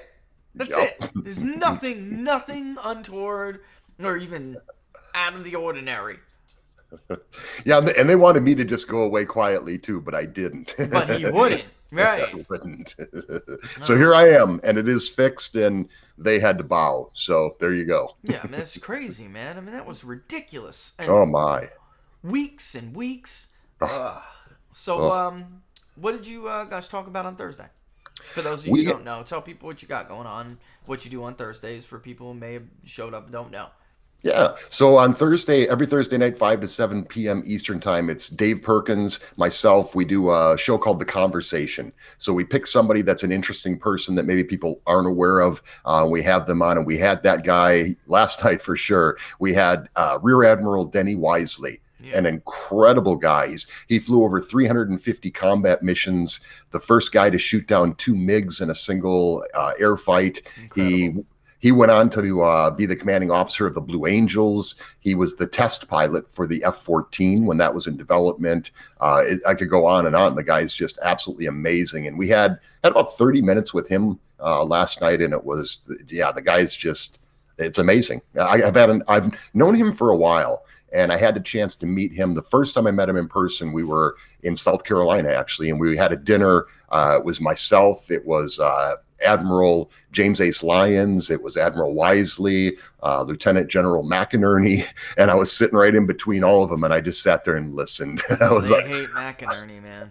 I'm not saying a word. I'm not saying anything. I'm just listening to these guys and the amazing stories and just true patriots, and just, it was a great interview. But we also previewed what we've got coming up for CPAC. So Dave is actually already there on site.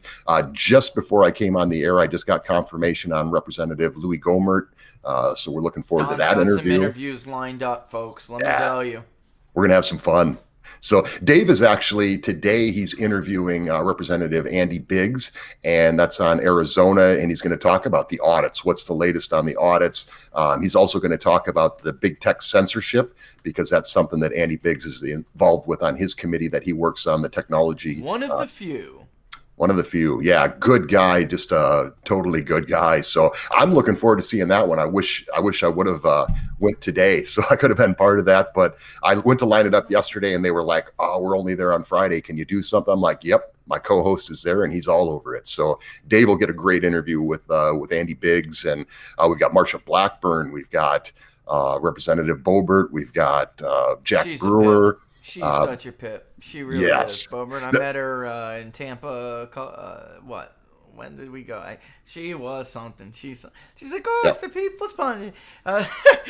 She was funny. And Jack Posobiec introduced us to, and she's just, folks, I know why they can't stand the woman. And she's like your very everyday, gun loving, woman, American woman. I mean, they hate them. All Americana. She's all Americana, man. She is. They do. So we're also in for Representative Mo Brooks, so that should be pretty cool. And Gordon Chang, the next senator from the United States, from the state of Alabama. End of story. Great guy. I've met him a couple times, and I really like him, and we've had some great conversations in private, and so great guy. And then, of course, we've got Gordon Chang, and a lot of stuff to talk to him about, so looking forward to that too. But we might have the big guy. We'll see. 45. We'll see how that goes. Yeah. We're supposed to be in a good place for that, but kind of depends on his schedule, if he gets there on time and all those kind of things. So we'll see how that goes. The ACU owes Don a favor, and they owe him an interview, and they better come through on that interview. You gave the best interview to Donald J. Trump. Period. Well, thank you. And Dave Rubin gave a good one too, but you gave one when it was, I would argue, it just was such an important time.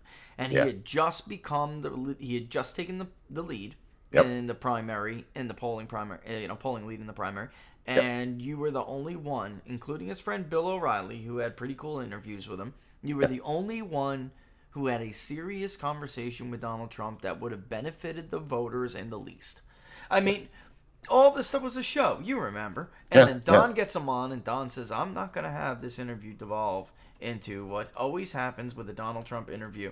I'm going to have a conversation with this guy about policy. And damn, Don, if you didn't. It was just fantastic. I mean, fantastic. I normally don't go into an interview with an agenda. I mean, I used to way back in the day, but I've learned that it's better to just converse with people and react to what they say and try to ask them different things. And with this one, though, I had an agenda. I wanted to know for myself, and see everybody else to see it as well. But for the voter, I wanted to know as a voter, is it all the media? Does the media feed that constant narrative where it's the little Marco, the lion Ted, the low energy Jeb, all those kind of things? But if you don't feed him that, does he go there on his own? And that's what I wanted to find out. And the answer is he didn't. He never once said anything about anybody else. He talked about what he would do as the president of the United States. He was laser focused on the forgotten man and woman. That's it. Yeah, we got very specific on the Iran deal, talking about the Paris Accord. We talked to all these, China. How would you deal with China?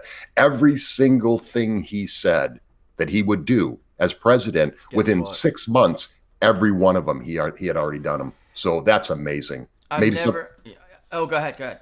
I was just going to say, maybe that may be something we never see again, to have a president do everything he said he was going to do. And he did it in 6 months. It was like, whoa. So yeah, he sold me in that. He sold me in that interview. I was kind of a cruise guy then, with looking at Trump going, boy, this guy could maybe win. But he won me over in that interview just because of that and his demeanor and his confidence and his knowledge. I was throwing things at him. He didn't know what I was going to ask him. And I was throwing things at him, and he was very specific. He had thought about them, and he had a plan, and then he did it. So, yeah, that's bravo. One thing Laura and I lament on, which is that, love him or hate him, Donald Trump is the first in our lifetime and will probably be the last president in our lifetime to do everything that he said he would do. And that goes for both sides of the aisle. That goes for both sides of the aisle. George W. Bush, Bill Clinton, Herbert Walker Bush, even Ronald Reagan. Let's get real. I mean, Reagan, we were just talking about it as one of the questions. He screwed the base on immigration. He led his own party's demise. And then George W. Bush put the nail in the freaking coffin. And if it wasn't for Donald Trump, the Republican Party wouldn't even be a national force right now. Can we just get real for a second? No electoral college path whatsoever, if not for Donald Trump. And the man did something none of those SOBs from either party did, which is keep his promises. The Jerusalem thing was really important to Laura. She's a big proponent of Israel. The bottom line is every single, to include Barack Obama, promised to move the freaking embassy. And then the pressure that comes on these people, right? I mean, the phone calls that they get, they cave. They all cave. It came down on Donald Trump hard. And because they knew they couldn't control the man. So they just figured, let's put the pressure we normally put on them on steroids on this guy. And let's try to scare him. Well, that doesn't work. And Donald Trump was just like, listen, I hear you all. I know the risks are so great. There's going to be a horrible war. I'm starting World War III. It's the freaking apocalypse. Look, it's Wormwood. Okay? I'm doing it. I said I was going to do it. I'm doing it. I hear you. I'm the president. The buck stops with me. Talk to you in 6 months. Two really important things that never really get talked about when it comes to just moving the embassy. And it's this. Number one, it proves that before Donald Trump, everything was just about votes. Yeah. So Barack Obama said it. Barack Obama didn't only say it in 2008 when he was running the first time. He said it in 2012 when he was running for re-election. Never talked about it in between. And that goes for Bushes and the Clintons and all these people. What it proves is they only tell you those things until you vote for them. They have no intentions of doing it. None. But here's the big thing. This was the advantage of having a businessman as the president of the United States. If let's say Clinton or Obama or even George Bush, let's say they would have done it, they would have found this building site and they would have built this $300 million to a $1 billion building, and they would have, and it would have been this big thing, and they would have made a big political thing out of it. Oh yeah. This guy found a building that wasn't being used and said, well, let's put it right there. Yep. Cost the taxpayer nothing. So that is a huge thing that gets so overlooked in all this thing. Not just the fact that he did it, but he did it smartly. Yeah, I think that's even important. Parts of the wall, Don, they had said, are going to be ridiculous sums of money. The kind of wall he wanted, the sections he wanted. By the way, he listened to the engineers and the Border Patrol, and they said, look, we know this is what you want, but here's a reason why you should go with this. And it will save you money. It's better, and it will save you money. I mean, just that is you nailed it. Businessman kind of mentality, and it really does show when you go back, when you look at it with a fair and objective mind, the difference. And now we're back to business as usual, where everyone just has their hand out, and nothing's really going to change. I've always been I'm a fiscal conservative, so that's my thing. It's about the money and how you run things. You got to run the country like a business. So my first question to Donald Trump in that interview was exactly that. It was, this could be the first time we have an actual accomplished businessman running this country. Yeah. Tell me why that would be important and why you think that makes you the better fit to become the next president of the United States. And his answer was like, yeah. And I just sat there going, mm-hmm. Yeah. So it was started off on a good note with that. Well, you ready? You up for a little bit of a lightning Q&A here? Always. Bring it on. Stick on Laura's schedule here. Bring it on. All right, I'm trying, Laura. I don't want to Let's make do it. Laura mad. Yeah, oh God, help us all. No. Well, I have all the faith in the world that think Don can do it. I think the last You! I think the last fire breeze she threw my way is what burnt the sod. I gotta tell you. You're blaming her for the sod. Come on. They're coming. Oh, They're Lord. coming Wednesday because I mean, look, some things gotta, there's no rhyme or reason. Don, All right, I but swear here, this grass is like a human child. you know what, Don? I mean, it is a human so child. Owen wants to know. Owen is You're curious. not gonna- Owen Jones you're not gonna would like to know. dissuade Don. He Would gets an it. election integrity poll, specifically of West Virginia, help hold Manchin's feet up to the fire? No, I don't think Joe Manchin Cares. would care that much about that. I mean, not really. I mean, Joe Manchin knows where the vast majority of this country stands. I mean, looking at the polling nationally, and I mean, he knows what that means for West Virginia. He just doesn't give a damn. What's your opinion? Yeah, I think we've got two lines that are like, you're either here or you're here, and people have got to understand that years past there was fillers in between. So you had blue dog Democrats, you had all these different variations, you had the moderate Republicans, you had all these different variations. Joe Manchin's the last man standing on that. He's the last one that's not going to toe that far left line. He doesn't like that far left line. But I think at the end of the day, Joe Manchin's going to do what Joe Manchin needs to do to win. And I think that's what he does. When he does these things, it's just like we get disappointed with Susan Collins and Lisa Murkowski. Just like when we get disappointed. Was that out loud? Just like when we get mad at that kind of stuff, people on the left get mad at Joe Manchin, but he's doing what he has to do, and that he's got a unique kind of situation there, and they still want that blue dog Democrat there. Yeah, that's the only thing they can get there at that point. Go ahead, move it on. Nice. Look at that. See? Do. All right. Dylan has like a two-part statement kind of ordeal. Good morning from New Hampshire. And Good morning, New Hampshire. as Rich says, economics equals politics. I think the main issue we have here are zoning restrictions in the wealthy towns or astronomically increasing home prices. Tell Rich at the working class migrants from Mass versus New Hampshire in the 80s and 90s, they were majority Republican, but recently they're majority Democrat because the working class has been zoned out. Oh, one more part. Sorry, I did not see. Yeah, you mean the people that are coming from Massachusetts, right? Yeah. He wants to know if you think... That definitely is a very, very big key example of, typically not the case. Where from leading up to 2010, people didn't vote the way they voted in their domestic home state, or the way their home state leaned. That's different in many places now. It is. Yeah, but Mass is a good example of the outlier. Would like to know if changing the zoning laws to allow for more cheaper housing options could potentially reverse the trend of what's happening, not only in New Hampshire but other states as well. Yeah, but that's probably a good, let's call it one leg on a three-legged chair, stool. That's probably something you could do locally to help at least encourage that. But the bottom line is, many of those people, I just don't know how you rebuild labor capital that you have lost, right, Don? I mean, without large-scale economic reform. So New Hampshire is not catering to the kind of class-based jobs that they did for many, many years. So until you change that, the economic structure, it doesn't matter if you had more affordable housing there, because the people aren't going to come there for the leaves changing color in the fall. They need something to come there too. And unfortunately, Manchester surrounding area, right? I mean, this is where they're going to get outside, they're going to get professional class jobs, Don. Mm-hmm.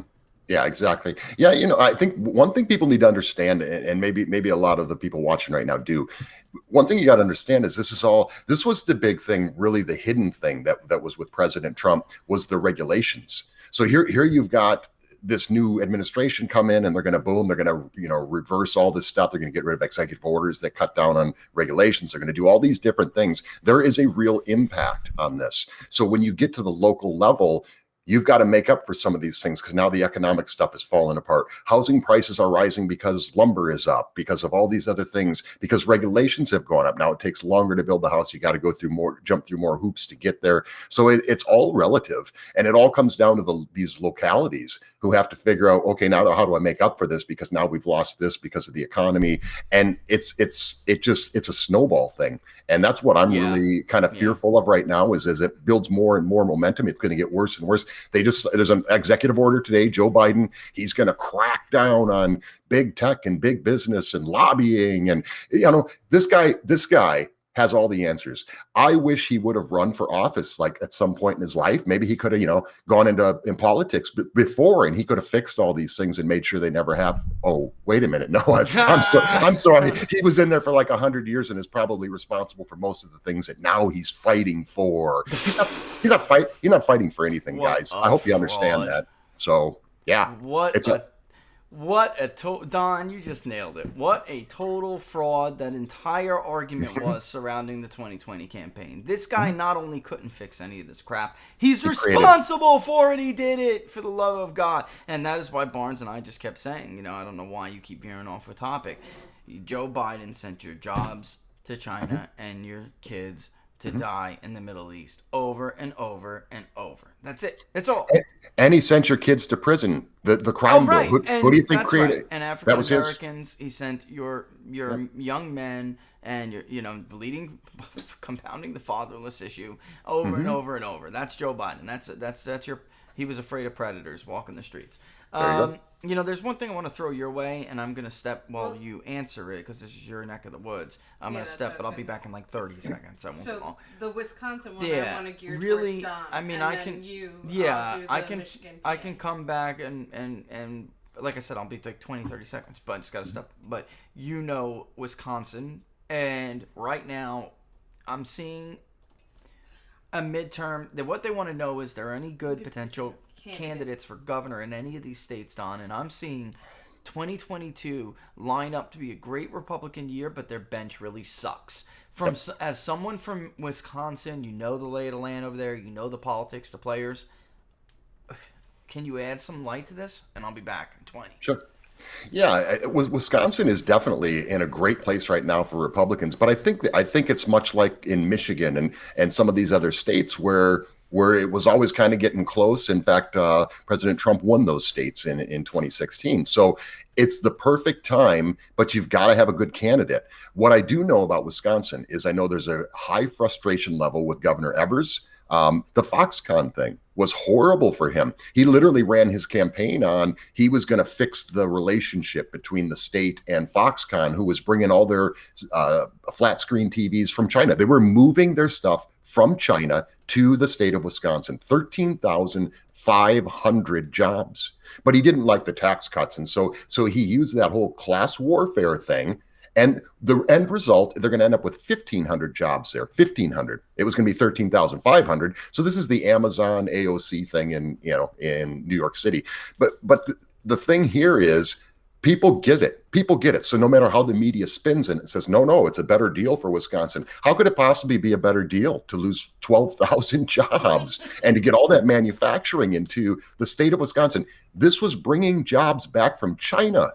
Now they're not. They're keeping them there. They're going to keep. And people are frustrated by that. People in Wisconsin are frustrated by the lockdowns. They thought it was over the top. When we went to our daughter's wedding, we had so many people come up to us and say, man, you guys were so lucky to go through this pandemic in Florida. I can't even imagine. And it was like, yeah, we were. We can imagine, and we do realize it. So there's a lot of frustration in Wisconsin. And I think it was already kind of turning a little bit onto the red side. And I don't believe the numbers in Wisconsin from 2020. I just don't.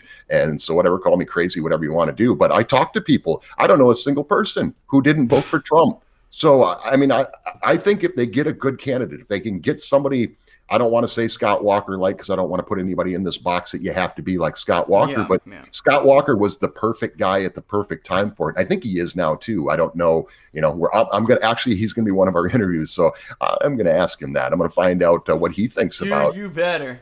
Oh, I will. Absolutely. And ask him about the bench because, the voter analysis is very clear. Wisconsin is moving to the right. It is. And, and it's amazing. I'm with you. I'm in that boat. COVID or no COVID, I don't buy them. Because, look, the most perfect example is what's his name's wife, who was eligible to do so anyway. But that's exactly the point.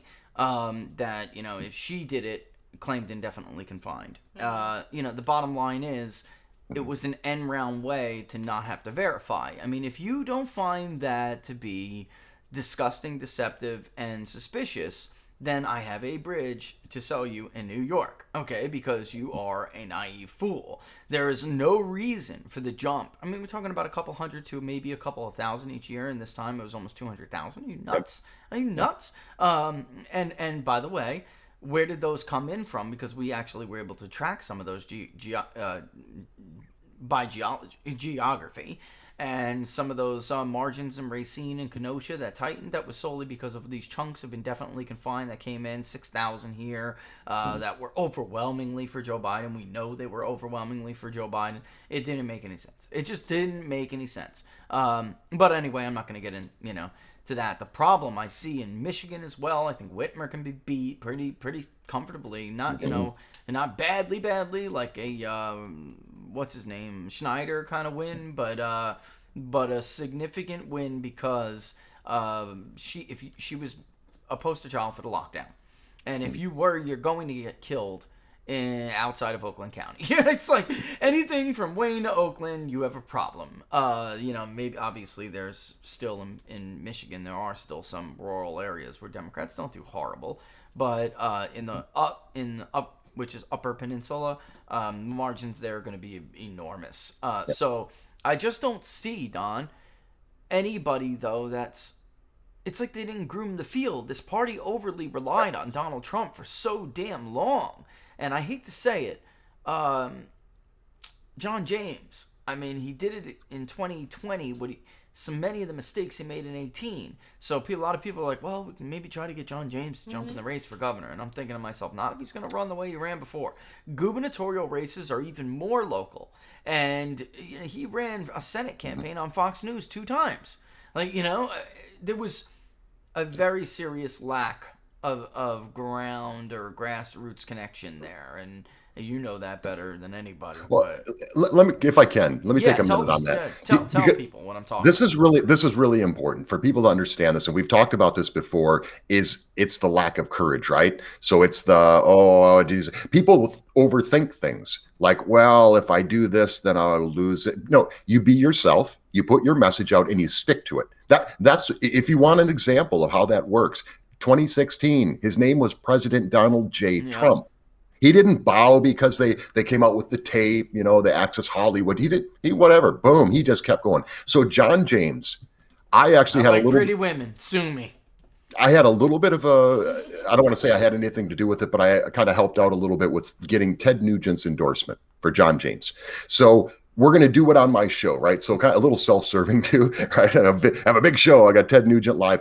This is a Saturday. So Ted Nugent, he hunts all day Saturday and all day Sunday. And he guy really lives his persona. So he agrees to come on live with John James to give the endorsement 30-minute interview. John James, Ted Nugent, and they were really squeamish about it. I'm talking about John James and his campaign. Geez, is this the right thing to do? It's Ted Nugent. You're talking about the Second Amendment. Yeah, it's the right thing to do. Are you going to offend some people? Sure. You're going to offend some people if you say you support Trump today. But whatever it is, be brave, be courageous, and just do it. I hate the Nike slogan, but it's true. Just do it. But they wouldn't. So they backed out. Do you remember the voter analysis of Second Amendment supporters in Michigan and the overlap there? And it was just huge. That's why, I mean, Donald Trump touching those red flag laws would have killed him in Michigan, because there was this overlap of voters who didn't mind voting for Barack Obama, voted for Donald Trump. They were Obama-Trump voters. And in Wisconsin, we had the Walker-Obama-Trump voters. And these people were Second Amendment proponents. I was stunned by how many there were. And and by the way, yes, they leaned. They were majority Republican, but I'm talking about huge chunks of Democrats and independents, that people who at least would call themselves a Democrat or an independent, and that was a big deal for them.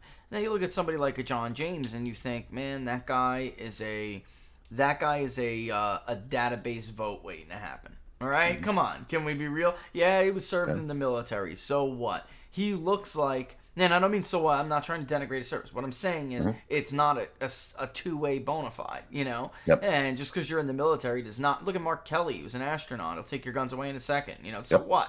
You know, the bottom line is, you know, that could have used some reassurance. And the numbers there are just huge. I mean, they're just huge. I think John James is a great guy. Don't get me wrong. I'm not saying he's not. I think he's a great guy. And I think if he probably did his own thought process on that and his own plan, he would have done it. He'd have been like, yeah, I'm all over that.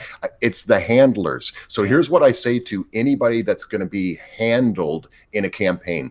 If you're going to run for office, be who you are, be bold about it, be proud of it. You better be the boss. Or don't run. Yeah. Or stay home. Stay home. And you better be the boss. Because the problems on the right with campaign management is a problem you don't see as much on the left. Everybody's got a friend. Many of these people are just running to build their own brand, right? I mean, what do we run into all the time, Don? I mean, it's sad. Go ahead, Laura. Go ahead. I see you getting ready to. It's so sad. Sorry, Laura. That was me. Yes. No. That you get a pass because you don't do it. You get a pass. I don't. Well, you put a ring on it, baby. So. You think they'd get me somewhere? No. Oh well, all my love and support. Oh, that's true. I do get that. And I am your number one fan. I know, that's true. Yes. All right. Joe Raleigh wants to know, Rich, can you and Don please give us any updates you have on all the audits? Pretty please. Well, Wisconsin really hasn't even begun yet, so they have like 2 years to do it or something, right, Don? It's a lot. Yeah. Georgia's a joke. The ballads they're putting up in the Atlanta Journal-Constitution, that's a joke. I mean, they're making you would think their job would be reporting it, but there's already people that are finding a bunch of problems, and their job appears to be explaining those problems away with ludicrous answers that make no sense. So Georgia, you're not going to get any. In Michigan, also they said they found nothing. Don, they didn't look. Never got a call. All right. So these people are like so embarrassed, Don, that they're going to be held accountable. This is what people need to understand. If they allow things to be found, then they are admitting they did not do their jobs and the statements they made were wrong. Yep. You know, so I think people need to understand that. On Arizona, again, Don, check out his interview with Biggs, and he'll talk about that. Maybe Andy has some information we don't have. But as far as I know, Cyber Ninja is doing their thing, man, and they're not. The only thing we know of is because of inquiries from lawmakers. So maybe Biggs would know more, you know, but we'll see. Yeah, and I hope he does. And great question, Joel. And this kind of takes us full circle to when I first came on with you, and we were talking about the word replacement. Yeah. And you're so far, you're over the target. Whenever you're over the target, there is going to be a reaction. So here is the reaction. When it comes to Michigan and it comes to Arizona, here's the latest I know about it, and I'm hoping Representative Biggs can also give us more on this. But here's what I know right now. State officials in Arizona and in Michigan are now opening an investigation into the GOP because now it's election tampering to do an audit after the election. This, folks, This is how crazy this is all getting. There's So you couldn't do persecution it of individuals before. in this country. There's persecutions of people all over the place. Now we're persecuting the whole entire GOP. We're persecuting the entire Trump family and anybody who ever worked with him or even ever shook his hand. They're going to investigate these people for the rest of their lives. This is what we're living in today, and it's not going to get better. And so I'm going to say the same thing to the GOP in Arizona and Michigan that I said to any candidate thinking about running. Be bold, stand your ground, or just roll over. If that's what you're going to do, just roll over, get it done with it, and be done with it. But stand tall. Stand tall. There's nothing wrong with doing an audit. Now it's not right to do an audit where they want to put people in prisons now, concentration camps. What are we doing? I mean, Jesus, this is Don. They did it in Florida in 2000. The Washington Post spent millions of dollars to do it on their own. They didn't even have any standing whatsoever. I mean, this is unbelievable nonsense crap. In Michigan in 2016, they did get an audit. The problem was they started to find that votes for Hillary Clinton did not exist. So they stopped because it was helping Donald Trump, and Jill Stein was silenced, was basically shut up and put under a rock because it was her fault they even started that audit to begin with. Same thing with Wisconsin, if you remember. They wanted to recount about 30,000 ballots. It ended up being 2,000 more for Trump, so they just stopped. They get whatever the hell they want. And by the way, it's never, you can't do it before, you don't have standing. You can't do it during, you may be doing this. Now you can't do it after either. This is crazy. They get whole new elections. Was it election tampering when they forced a judge to give them a new election in a district in North Carolina? Come on, man. Give me a freaking break. Another guy I'm going to ask this weekend about that very thing because he was caught up in this as well, exactly what you're talking about right there, and his name is Colonel Allen West. Yeah, everybody remember that. Everybody remember that? They caved on Allen West. They left him, they hung him out to dry. Well, there wasn't a single Republican inside that recount. There was nobody in there that was not a liberal who had an agenda who wanted him out. So, yeah, we'll talk to him about that too. That's a good topic. And that's another thing. His own people didn't like him.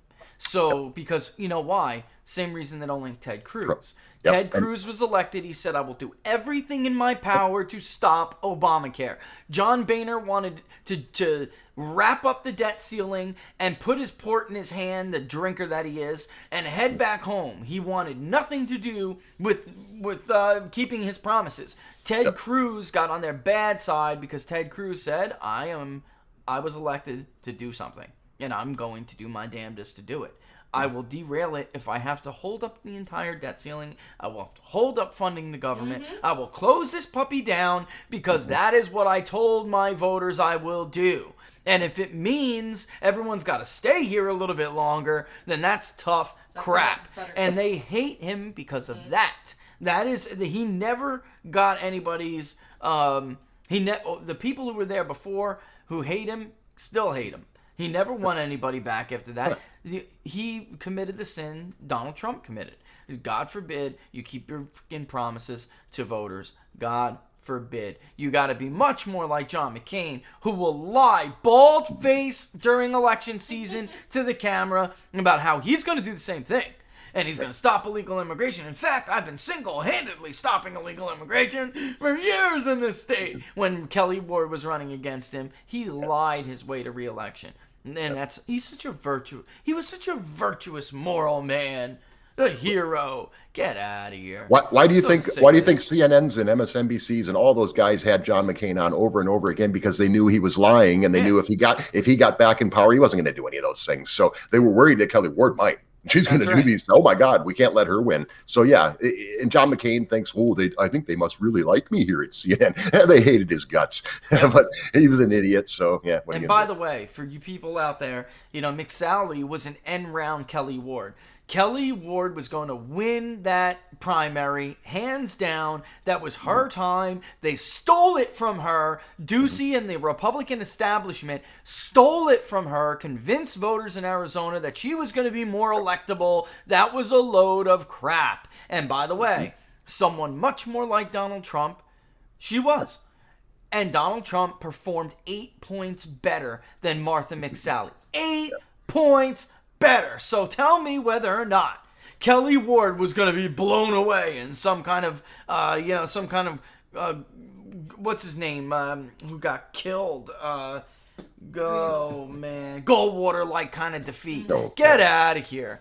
Get out of here. By the way, Barry Goldwater carried the state of Arizona. So it goes to show you, the crazier right you are, the stronger you are as a candidate. It's because people appreciate what Don is saying. They don't even view it as crazy right. And people appreciate what Don was saying. You be who you are, you tell the truth, you stand up for what you believe in, and then at least people can respect you enough that they know where you stand and they know what you'll do what you say you're going to do. You won't wash out, you won't roll over, you won't cave, you won't be a chump. All right, and that's what all of these other people were. No matter what Mcsally did afterward, she was always going to be viewed as the chump. And that's the role she played. All right, so we could see that demographic that she just couldn't win over. She couldn't win him over in 18. And she sure as hell couldn't win. We really focused in on them because we were also polling Trump. So they were answering for Trump. Otherwise, they probably wouldn't have even answered. So that's how we were able to identify these people. He stomped Joe Biden 30-point margin with these people. When it came to her, even. So tell me, those people would have voted for Kelly Ward. They would have voted for Kelly Ward. And I'm not even talking about Republicans. These aren't Republicans. These are independents who they would identify as either conservative or moderate, but they had no college degree. And these are loosely attached voters to the political process. And they came out for Donald Trump. Some of them left the damn thing, obviously. Didn't see the difference between Mcsally and Kelly the way they saw the difference between Trump and Biden. So, there's another perfect example of the conventional wisdom being completely unwise. And they robbed that, but they deserve it, is my point. They deserve it because they robbed Kelly Ward of her rightful time. And you know what?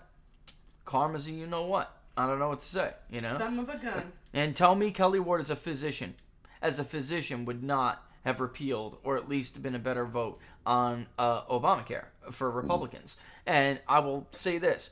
We were right there listening with that.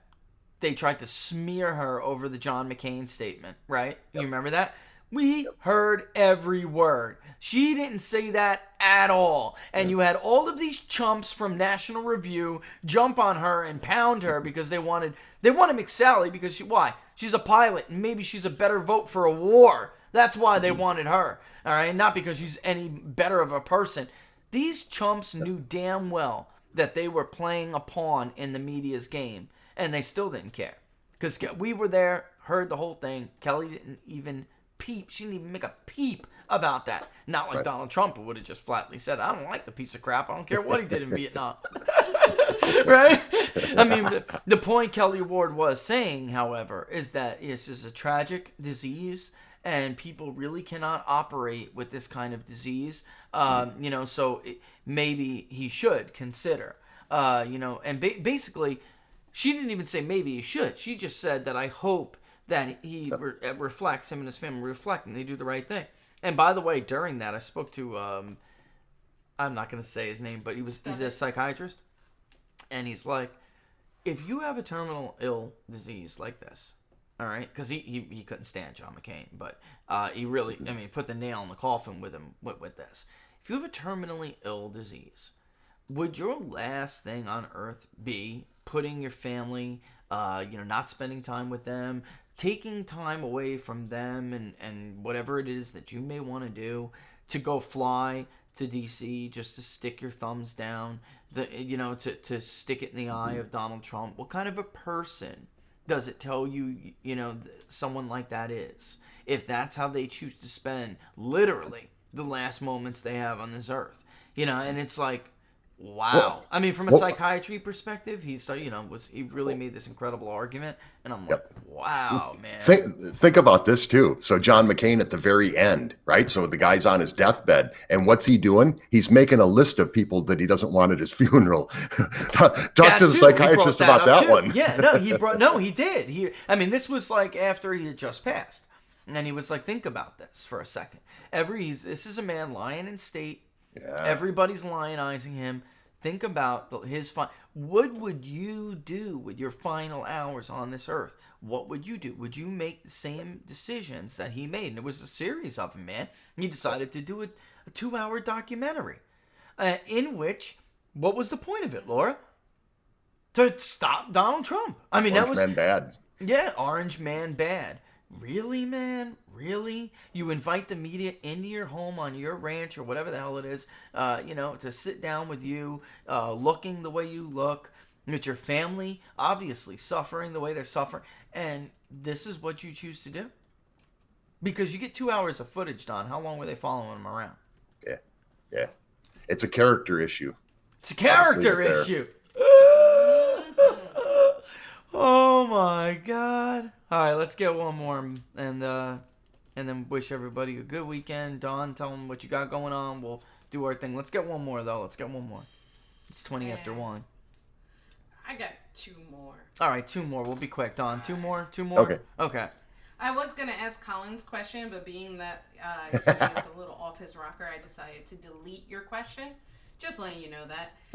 No, look, everybody. Anyway. We like dissenting point of views. We like, debate. We like debate, but keep it nice. And keep it respectful. And if you're angry in in the course of debate, it means you're not confident with your argument. There's so no debate though. That's yeah, what I mean, it's look, like little in elementary good name faith, calling.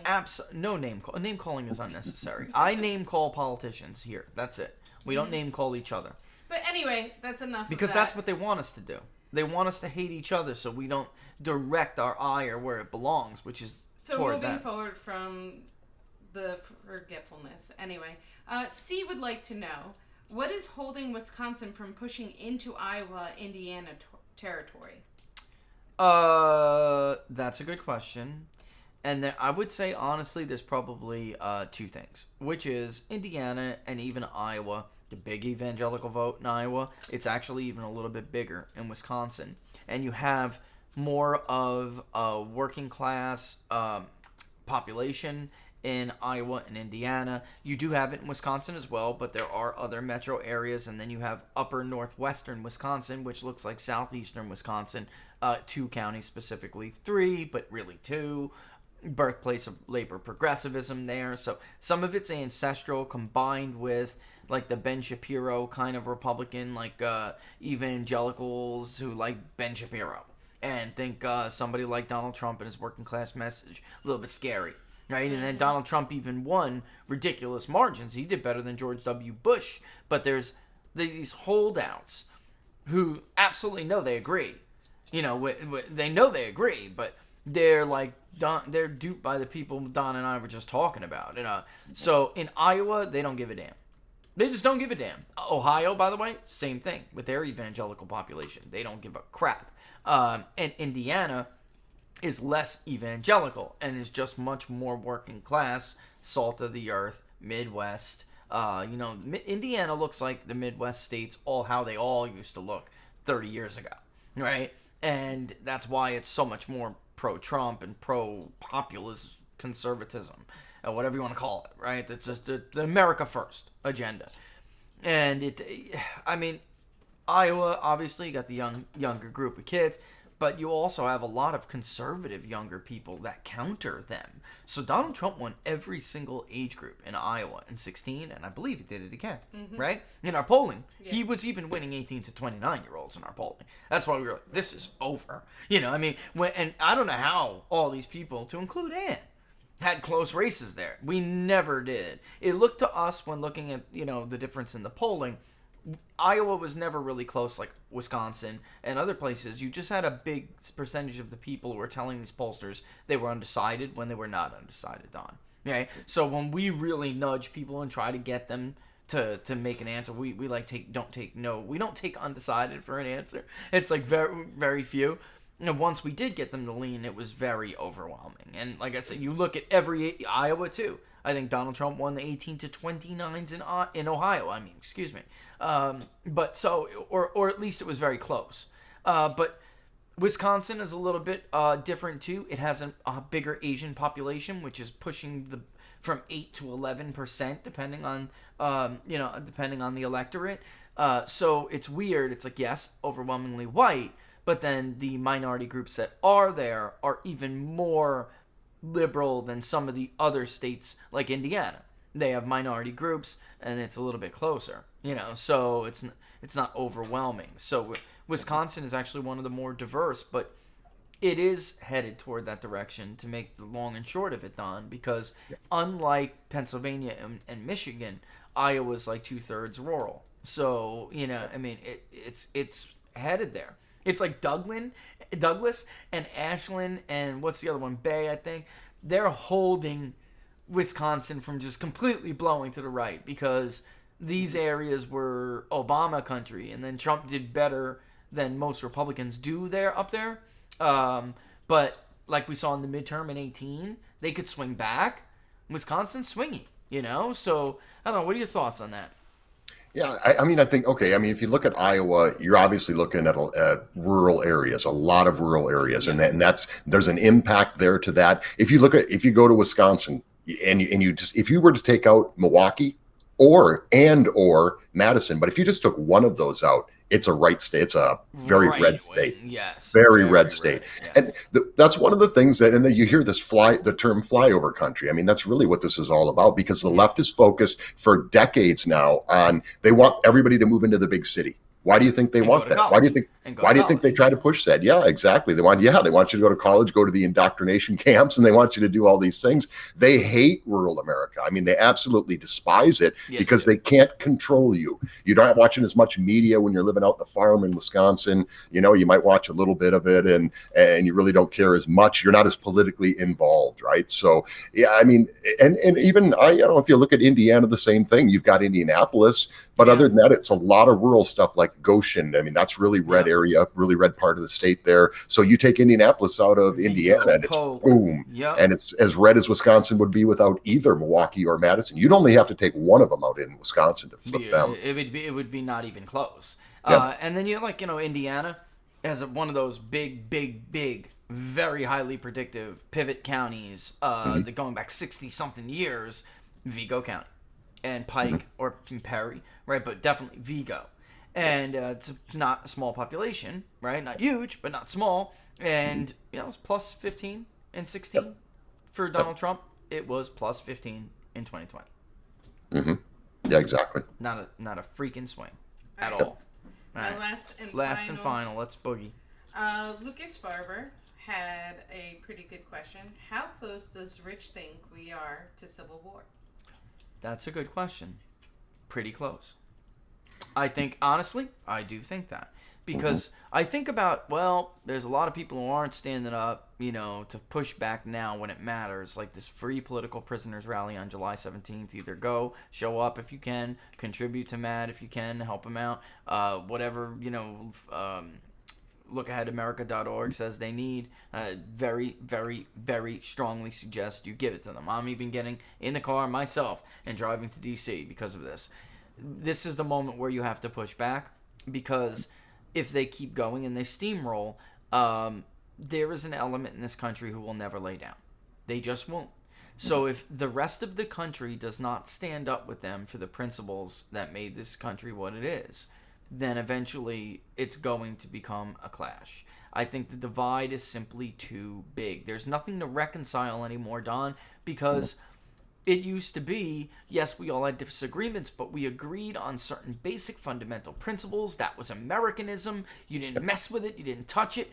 They don't agree. They don't believe in those principles. And there are people in this country who will never surrender them.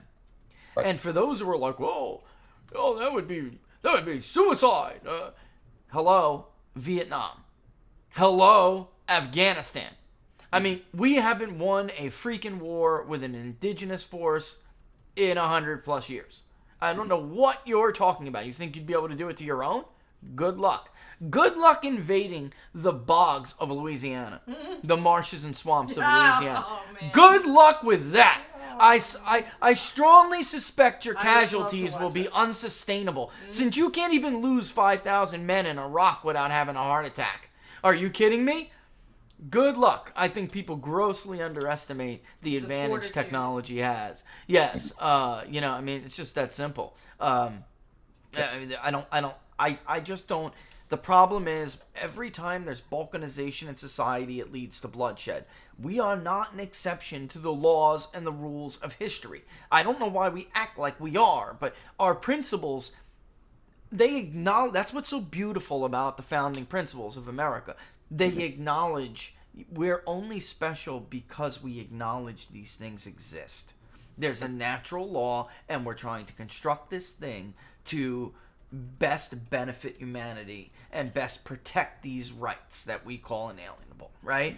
And when you get to the point of arrogance where you no longer think you need to acknowledge that reality and you're gonna supersede the laws of nature and nature's God or something, that's Aristotle had a name for that. It was called hubris. And that's the end of you. That's the end of you as an individual.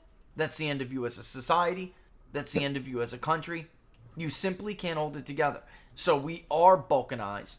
We do share very different core beliefs, and there is nowhere else to go. I'm sad to admit that, but I really believe that's where we're at. I think we're kind of in the cold one right now, Don. Oh, yeah, They're definitely. just trying to kill and squish and persecute, prosecute, and scare the opposition away right now. Yeah, I think this has been a long road coming, and we've been going down this, and everything has just kind of played out to keep pushing it in that direction. I'll go back to 2008, Barack Obama on the campaign trail. What did he tell people to do? Get in the face of your neighbor and argue with them. I don't care if they're Republican. He did care. He's talking about get in the face of your Republican neighbor. That's what he was talking about. Let's be honest about it. But get in the face of your neighbor and argue with them. Shame them, scare them. Yeah, that's what he meant. Maxine Waters, look at Maxine Waters and they're not allowed here anywhere anymore. Who the hell is she to decide who can go to the grocery store, the convenience store, or a restaurant? Right. But this is the thought process that these people have. Joe Biden was supposed to come in and unite everybody. Did he do that? Of course he didn't do that. He came in and he further divided us. Now he's going to send people to your house to ask you. Do you remember when we used to talk about HIPAA laws, right? Nobody's supposed to have access to it. Now you're going to have strange people knocking on your door to ask if you got the jab. Get the hell out of here. You're literally pushing people to a point where they have to fight. It's what is the saying? Fight or flee. You've got to do something. You're going to stand your ground because you're sick and tired of this stuff. Take every single issue. Fight or flight. If you're on fight or flight, if you're on the left, you have to believe every single thing the second they determine it. The second Colin Kaepernick sent out his tweet about the Betsy Ross flag, everybody on the left always knew it was racist. No, they didn't. Barack Obama had it up at his inauguration when he got reelected. He had every other flag was a Betsy Ross flag. So obviously he didn't know that, but everybody always knew it. So everything is so divisive. There's one issue right now that would actually unite the American people, and that's CRT. Yeah. Look at the parents of all walks of life, of all socioeconomic status, of all everything, concerned about teaching this to the kids because they don't want us further divided. The CRT stuff is the stuff that starts the Civil War, everybody. Let's be clear about this. So here you've got parents standing up across the country. Randy Weingarten, AFT, largest teachers union in the country, comes out the other day, first of all says they're not teaching it to kids. Then comes out and says that it's the Republican operatives who are, no, those parents aren't Republican operatives. No. They may not even care about politics, but they're making sure that it becomes a political fight. It's a fight. And then she goes on to say that her teachers are being bullied when in the reality is the parents are being bullied. Yes, she's right. doing it. She's doing it on that stage, giving that speech. The children, and they're bullying the children. So then she wraps it up with, let me be clear, we have a legal defense fund and we are going to fight for every teacher that teaches it. She had just said that they weren't teaching it. Wait a minute. So right. What do you need a legal defense fund? Whoa, what do you need a lawyer for? You're not doing it. Right. It's not happening. But the point is this. She made it a politically divisive issue when it is not. It's a parent issue. And I don't care. Again, some of these parents probably couldn't care less about politics. They're doing that on purpose because they're trying to put us in our camps again. That, folks, this is why they are the most, and I read that Rasmussen poll, the media, the politicians, these political groups, all the same damn thing. Really, they are all the same thing. But they are the enemy of the people. Because for them to stay in power, they must do this to us. If we find an issue where we all agree across the board, or the vast majority, this is what they do. The California recall, they had no other choice because he was in deep trouble. They had to make it about a Republican recall. Don, you know, and I know, there aren't enough Republicans in that state to make that kind of a movement possible without the support of other people. You know and I know that he is now a no in 2 different blue districts we're polling right now. He's going down by 8 and 11, respectively. In a district, Democrats just won by 10 and 20 points. So this is not possible to have these numbers. And so they have no choice but to make it a Republican recall. And then make it, I don't know how you're going to go after Jenner like that, but they will. And the bottom line is, this is what they'll do with CRT. Because they know that our polling and other polling is right. They're right. If you had CRT in a national referendum and only black voters could vote, it would fail. Unless you lied about what it is, which is what they're trying to do, but I don't know that it's going to work. There was a movement here. They're playing defense, and it's hard. There was a movement here back in 2009, 2010, and Melissa Harris Perry. It was called Lean Forward. So they always have these great little titles, like the best thing in the world the best thing in the world for everybody bill. It's like, and it's crap, it's garbage. But anyway, in other words, if you're not leaning forward, you're backward. Exactly. What's wrong with you? So in this, she makes a statement. I played the clip on the show before. She makes the statement that we have to get away from this antiquated notion that the parents belong to the kids. The parents belong to the community. Yep. And it's the community's responsibility to raise them and feed them. And she remembers that. Yeah, absolutely. So you got to understand that that's their mindset going into this thing. So when Randy Gardner says teaching my kids, she literally said that in the speech. So we're teaching my kids. Lady, my kids. Yep. And that's when people get their back up and start going, wait a minute, those are my kids. You're not feeding them. You're not clothing them. You're not taking care of them. And you're sure as hell not going to teach them this. You didn't deliver them. And then you didn't shelter them. You didn't make sure they were... You don't have the stretch marks to prove it, all right? right? You didn't... I went through 9 months carrying all my babies. You didn't cut them out of me. You didn't do that. You didn't carry that. that baby. You didn't suffer 3 C-sections. Don't make me hurt you. That's right. Exactly right. Preach it, Laura. Preach it, Laura. Amen. That's what I'm telling our kids. You worry about your own damn children. She didn't even say our kids. She said my kids. My kids, yeah. Well, Randy did. Yeah. Well, what do you got going on this weekend, Don? And nothing. Of course, you got No, seriously, you got a big week coming up. Oh my. Yeah, I'm up at 4:00 in the morning, heading out, first flight out and getting down to Dallas. I'll be there by noonish, a little before then. We've got great stuff going on. I think here in about an hour, Dave's doing the interview with Representative Biggs. Looking forward to that. So we'll try to get something up tonight, but probably won't until tomorrow. So, because I know some of you guys want to know about the audits and what's the latest. And if he doesn't know, nobody does. So yeah, believe that. Yeah. We've got Gordon Chang, we've got Representative Louis Gohmert, we've got, Jack Brewer, it's on and on, Representative Bo Burt. So there's going to be a lot of great interviews. So Scott Walker, yes, and maybe 45. We're working on gonna it. Have to jump into this damn race and run again. Yeah. You better ask him that, Don. Yeah, I'm gonna. Better ask him that. I'm gonna, absolutely. Yeah. So what we're doing is we're doing a day one wrap up Saturday night at 7 p.m. Eastern time, 2 hours or longer, depending on, we're gonna have so much material to go over. And then we're gonna do the same thing on Sunday. We're gonna do a day 2 wrap up. So we'll include a little bit of the former President Trump's speech and of course the interviews that we got during that day. A lot of stuff going on. We will be posting stuff throughout the day. So best place, I'm going to be putting stuff on the locals. So donsmithshow.locals.com, 7 p.m. Eastern time, both nights. Rich will also be a part of it. We will talk some things with Rich. And I think when we do like the Sunday kind of thing, I'd like to talk, we'll have the latest on the Representative Biggs stuff.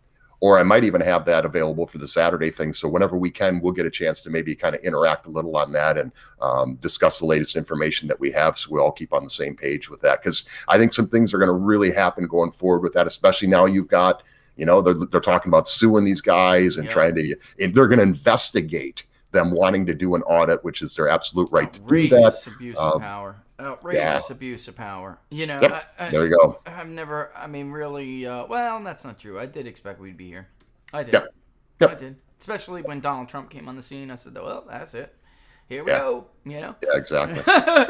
All right, so with that, everybody check out Don's locals page and his show, Don Smith Show.locals.com. Don, as always, my friend, thanks for joining us, and I'll see you soon.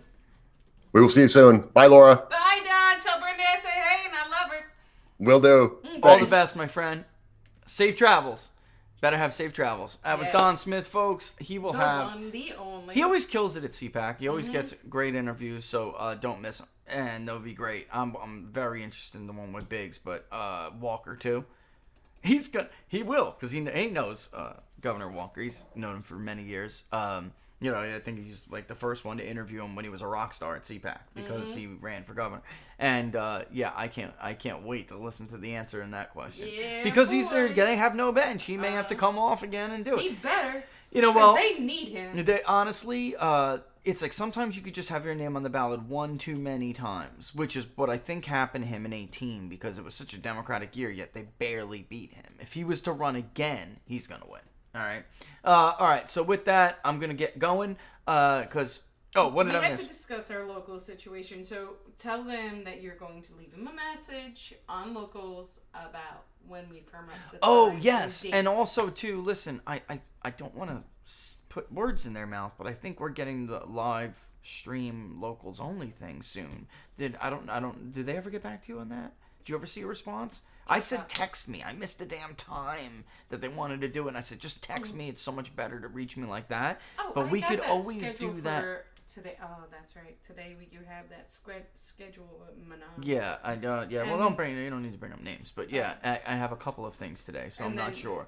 But just keep your eye on the page, and I'll keep you posted. Plus, I'm gonna put up that census stuff too within the next hour or so. Okay. And another thing, don't forget the DC rally and July 17th. Okay. What Brainyard is doing is to great free things. political prisoners. Okay, and they are political prisoners. And I'm telling you, the more you learn about this, really shouldn't matter if you're on the right or left. The more you learn about this, the more outrageous this becomes. And believe you me, you don't want this to continue in this country. Currently, Joe Biden has locked up more political dissidents than any tyrant you could possibly put your name on. Right? You could put throw out there as an example. This is outrageous. We don't do this in America. We don't bankrupt families because somebody disagrees with point of views. Anyway, I got a lot more to say about this, and we will. All right. You can still follow me on Twitter at peoples_pundit. Although once we do this rally, who knows? All right. And of course, if you like the videos and that we do here, Inside the Numbers, what are the odds? If you're not a subscriber, go ahead and subscribe. Hit that notification bell on YouTube. That'll let you know when we're going to go live. If you want all of the voter analysis, stuff of nature like that, you can do so by joining Locals, peoplespundit.locals.com. Become a member, and I'll get back to the Locals community about we'll take a look at the schedule and see what's going on. All right? Listen, people who contribute to the public polling project, if you want to leave a comment, please do so. If you don't mind it public, that's fantastic. Add your voice to the chorus of voices of what you want the poll to ask, all right? But if you want to leave your name anonymously, still leave the comment, all right? Because we still see it. Everybody else doesn't see your name. They just see a dollar amount. But they don't see the name. They don't see anything. Just still leave a comment so Laura and I can check it out and take a look, all right? So with that, folks, I'm going to get out of here. I'm going to kick rocks. All the best. Have a safe weekend, and don't miss Don's show. Thanks for watching Inside the Numbers with the People's Pundit. All the best. Have a great weekend.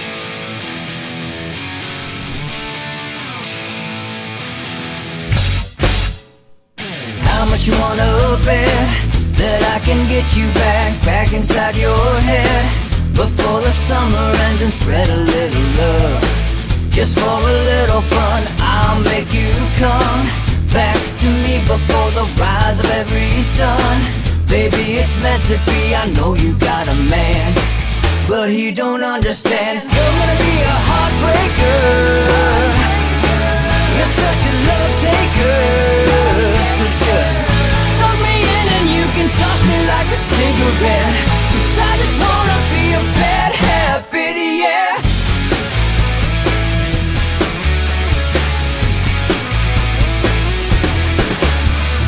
Rhythm in our love, it's impressive, excessive. You can't make this stuff up. My chest beats, it's restless, wakes the neighbors up above. Yeah, baby, come and show me love. Baby, come and show me love, because you're gonna be a heartbreaker, you're such a love taker. So just suck me in and you can toss me like a cigarette, 'cause I just wanna be a bad habit, yeah.